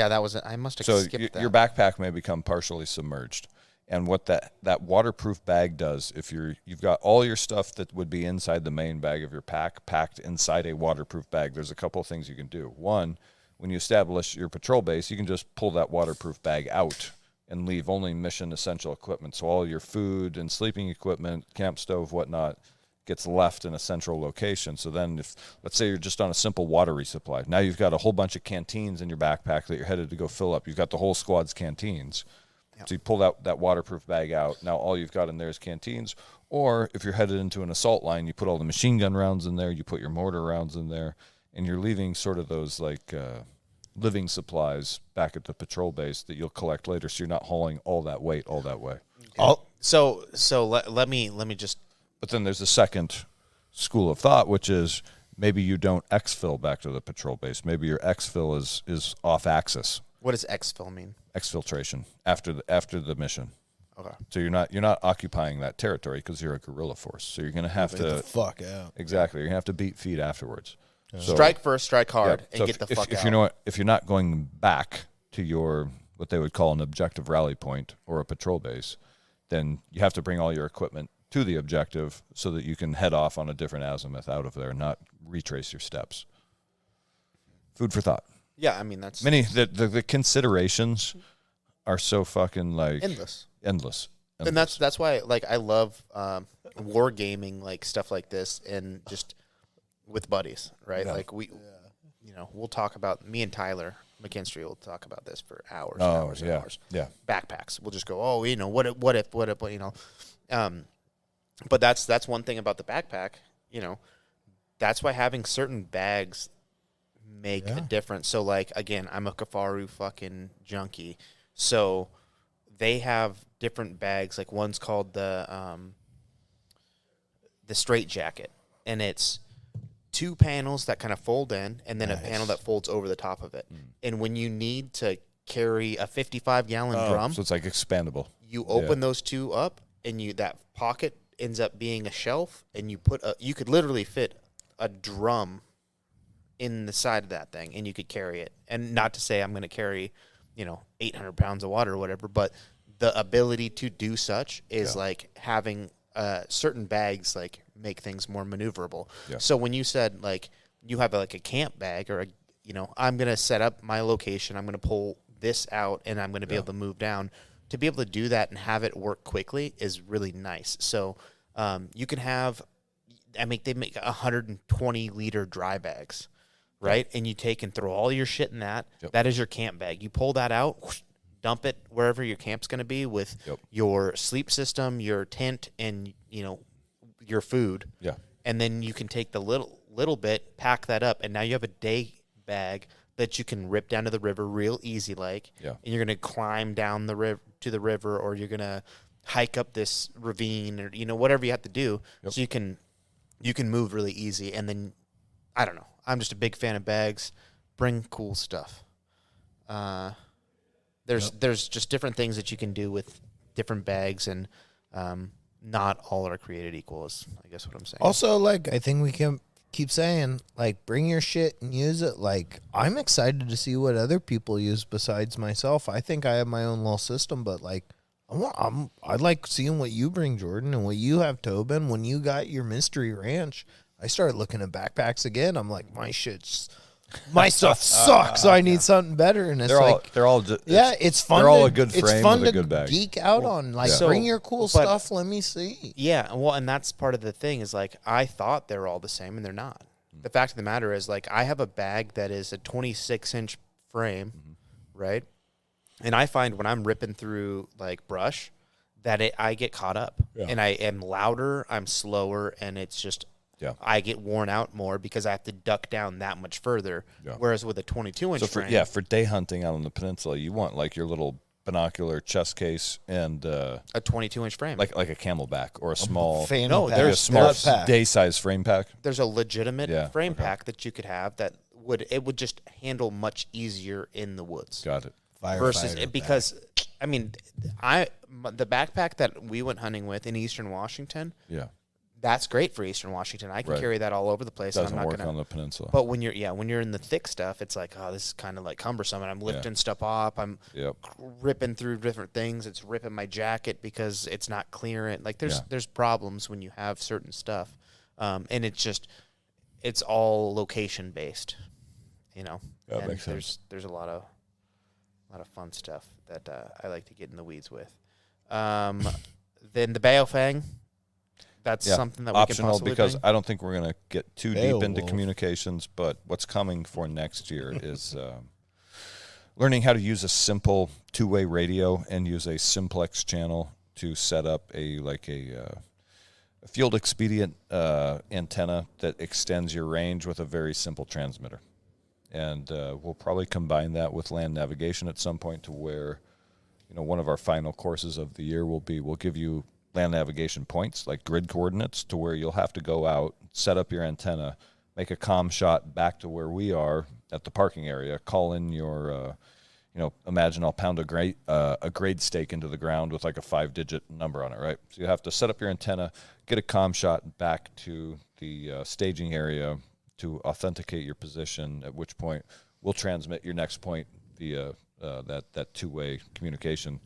And you know what I mean? We'll run, it'll be like a land navigation / communication course. Yeah. That would be I like that. Unreal. That'd be a fun one. That'd be super fun. And that, like, and you're trying to get Training Northwest to kind of go that route, huh? Yeah, I think, I'll go ahead and say it. We're going to kind of scale back on firearms a little bit, but also scale up on other aspects, because I think a lot of people, along with that, like, they want their plate carrier and 3 magazines and a strobe light on top of their helmet, and they think that's being ready. And that's just one part. There's a whole lot of other skills that go into being ready to defend your community or you know what I mean? Like, this hypothetical situations, or if you want to talk about zombie apocalypses, it's more than just guns and ammo. There's a whole lot more that goes into it. I like the shooting because it's easier. Like, it's an adrenaline rush. But I mean, if you really want to be good at, like, first aid, which is a real thing that involves your community and your crew, well, it's not a couple classes and you're like, I feel more confident. The more first aid classes you're like, well, shit, dude. Yeah. There's so much more. I hope I never have to do this. Exactly. Yeah. And it's like, it should be more of a But that alone is reason to like up your game. Exactly. And that's like what we're saying in the very beginning. Like, what are we doing this for? It's like, it's confidence. It's reassurance. It's not like I'm taking over. Like, it's just the better when I was a little kid, it's like, you know why Arnold Schwarzenegger movies were cool? It's because it's like that guy can protect and take care of the people around him. Yeah. And I never grew out of that. There's something great being like, whatever that's situation. That's traditional masculine. That's in our DNA. Whatever situation you're in, if you're like, I feel proficient enough to survive here, to protect myself and the ones around me, and it's like, it just gives you a sense of security, and you can you can relax. Yeah, and people think that like quote unquote prepping is crazy, but the more prepped you are, the more you can relax, because the more, again, we're back to the tagline at Training Northwest, I rely on me. If you can get to a full status, 100% of I rely on me, you don't have to stress about fucking anything. No. Other than playing defense. You know what I mean? Make sure you're hanging out with good people. Yeah. And like, you're challenging yourself. Yeah. And so talking more about, like, I want to kind of dip back into talking about communication. It's not just about learning how to function, like being a technical equipment operator, like functioning the radio and setting up the antennas. I want to work with folks to set up an actual communications plan. People who. Well, not just that, but like take your, whatever you like, we have our close group of friends, right? And it's mostly centered around this gym. Other people, it's centered around their church, or they have a big extended family. And how do you set up a PACE plan, primary, alternate, contingency, emergency communications plan with your family? And that alone is another several days of classes. But, you know, oh crap, where was I going with this? It's, sorry. One of the products I want to be able to offer is pre-programmed Baofeng radios in a Faraday bag. So they're no, Baofeng's like the Chinese knockoff ham radios. God damn it. Not the Swedish hero. Okay. Beowulf. Yeah. Oh shit, Mike. You messed yeah. up. So one of the things I want to be able to provide to customers is help them develop a communications. Their ham radio programming for their group with their two-way connections, repeater connections if they want them, and then package them into Faraday bags with a signals operating index, which is like a matrix of frequencies and channels and what they're, who's on them, blah, blah, blah, blah, blah. And then, hey, here's your 18 radios packaged in 18 Faraday bags with 18 signals operating indexes. And instructions, easy to follow. Exactly. Printed instructions. And you came up with this signals, like your group came up with this SOI. So it's particular to you. So that at least in a very, very worst case scenario where power is out and so cell towers are down and phone lines are down, ham radio is not affected by the government. That's one of the reasons, like, they're it's trying good. to put licenses on exactly. it. Two-way radio cannot be affected. You can jam it a little bit and you can intercept it, but you can't really stop it. Yeah. So being able to have that, and the Faraday bag is just so that it could survive a solar flare or an EMP. Yeah, exactly. I'm not going to try It's coming. I'm not going to try and change too much off topic, but I have a digital keypad for my safe, and we're having all these solar things. Oh, yeah. I'm like, do I just leave my safe open until I get a fucking like a dial locking mechanism? Get a Broco torch. That's what I mean. Yeah. It's like, No, that's a what do you great do? point. You break into it? That's a really good point. That I don't think about this I've a never lot. thought about, and I wonder how much of the gun community, because I also have digital buttons on my safe. Yeah. Yeah, and I don't leave any of my guns out. Everything is under lock and key. Exactly. Yeah. All my shit's in there, and it's like the sun goes in 11-year cycles of high intensity, and we're in the peak of that 11-year cycle. I mean, it goes on so many other things, but every 11 years it really goes up, down, and just it seems crazy. And I don't know. Well, You follow Buffalo, you follow the sun. Be prepared. Do you guys like brucellosis? I love brucellosis. Yeah, I mean, we can keep going on this. There's a couple more. Yeah, let's hear it. Okay, so we got Last one's 5 minutes. Let's finish All right, this let's do up. it. All right, I let's got knock this spaghetti out. in a pot. Let's go home. Mike's getting I hungry. got to paint a car and put a sticker on. Let's go. Okay, so we got the Baofeng, 50 feet of paracord. Self-explanatory. Just for making Bring some shelters. rope. Bring your poncho. Cordage. Yeah, your lightweight Some sort of- nylon tarp and some your sort of cordage. There you go. Poncho. That's the next thing. Exercise. Oh, here. Do there it is, there before it you is. come. Yeah, boys. This is going to be 3 Yeah. long days. Yeah, do it before you Even come. though I'm not going to make you carry your packs all over creation, you are going to be freaking tired by Sunday. Yeah, that's. You will have more fun the more fit you are. Do we get to wrestle And at all? Jordan, I here's- would like I'm to to know. call it right now because I'm not going to call them out in front of the group. At least a couple of you guys coming out are going to be out of shape.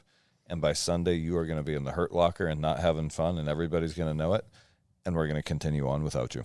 I got to ride a Huffy until this starts. Yeah. Knee pads.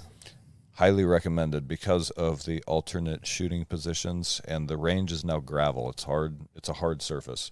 So kneeling, Good prone, like the fetal position, like all these positions you have to get into do these different, alternate shooting positions. Knee pads are a great idea. Nailed it. So all of this stuff needs to be able to fit in one backpack. You must it must all be on. Like you must be able to put everything on and walk down to the river. Let's say this. One trip. No, For no 3 going- days, what do you think's adequate poundage-wise? Because I've done backpacking. You backpack and killed things. You backpack and killed people. So let's go. What do you think poundage-wise? Like for a 3-day adventure, I would say like You might be up to 65 60 pounds days with ammunition. 60 and water. to 80 pounds is Yeah. kind of not out of the ballpark. That Yeah. kind of seems like that's gonna what I'm be- expecting. Yeah, it's gonna be rough. I was Yeah. telling these guys at the range, maybe it was yesterday, that a couple of guys wore their plate carriers out to class yesterday, which is good. Again, I want them to feel the not weight wearing it and the to mobility restrictions. And I was saying, they're probably wearing an extra 20 pounds of gear because of the plate hanger and the plates and the magazines and whatnot. When I was a saw gunner in Afghanistan, we had to weigh ourselves in because at that high altitude, the thin air can only support so much. The Chinook can only put so many pounds in its payload. The And atmosphere's thinner. Yeah. You can't hover like you can in exactly. Alaska in the So winter. For Yeah. QRF, when we were on QRF duty, we had to weigh in with all our gear to figure out the loadouts of the aircraft. I was carrying 85 pounds of equipment. That sounds about That's right. fucking brutal. I've elk hunted with 90 pounds. Have you It's really? like, Yeah, that is dude, rough. what do you do if you get an animal? You're like, I leave my entire camp. I take 2 trips back and forth. Yeah. It's like I'm looking at like 5 days to get this animal out of here. Wow. But that's Yeah, you it. just I drink mean, that 24 pack and Yeah. Oh, goddamn. yeah, that's about it though. Yeah, we ran through the whole Packing list. packing list. And This was a hell of an episode, but I feel like it needed to be talked about because it's like we got this cool camp coming up, and it's like the things we're starting to do. You guys are excited. I'm stressing. 'Cause I'm this is what I do excited, with all these yeah. classes. It's like I'm like, God damn it has to be perfect. So now it's this huge stress But as ball. an instructor, it's nice. Like you get to see the things that us as students think about. Like Yeah. we go through our own little experiences. Like Jordan and I like hunting, and we put ourselves in these little, occupations. But it's like when we do the shooting, it's like, cool, I've shot my AR. I'm proficient with the safety and the trigger and all this. But then you do the stress test, and it's like, oh, I'm kind of fumbling up. I'm not shooting on the paper where I thought I would. This is kind of like a stress test for your gear. So whether, like, you think, like, shooting's important or having your gear and hunting's important, this is kind of like what we all preach, and, like, let's get our lessons stuff. will be learned. Yeah, and push it a little bit and learn where we're strong and learn where we're fucking weak. And you know what? The next time we do this, I bet all of the people that have done it the first time are even more proficient and stronger their second time. This is only going to create growth and better people from it. I love it. Absolutely. And I think on that note, we'll see you all next week.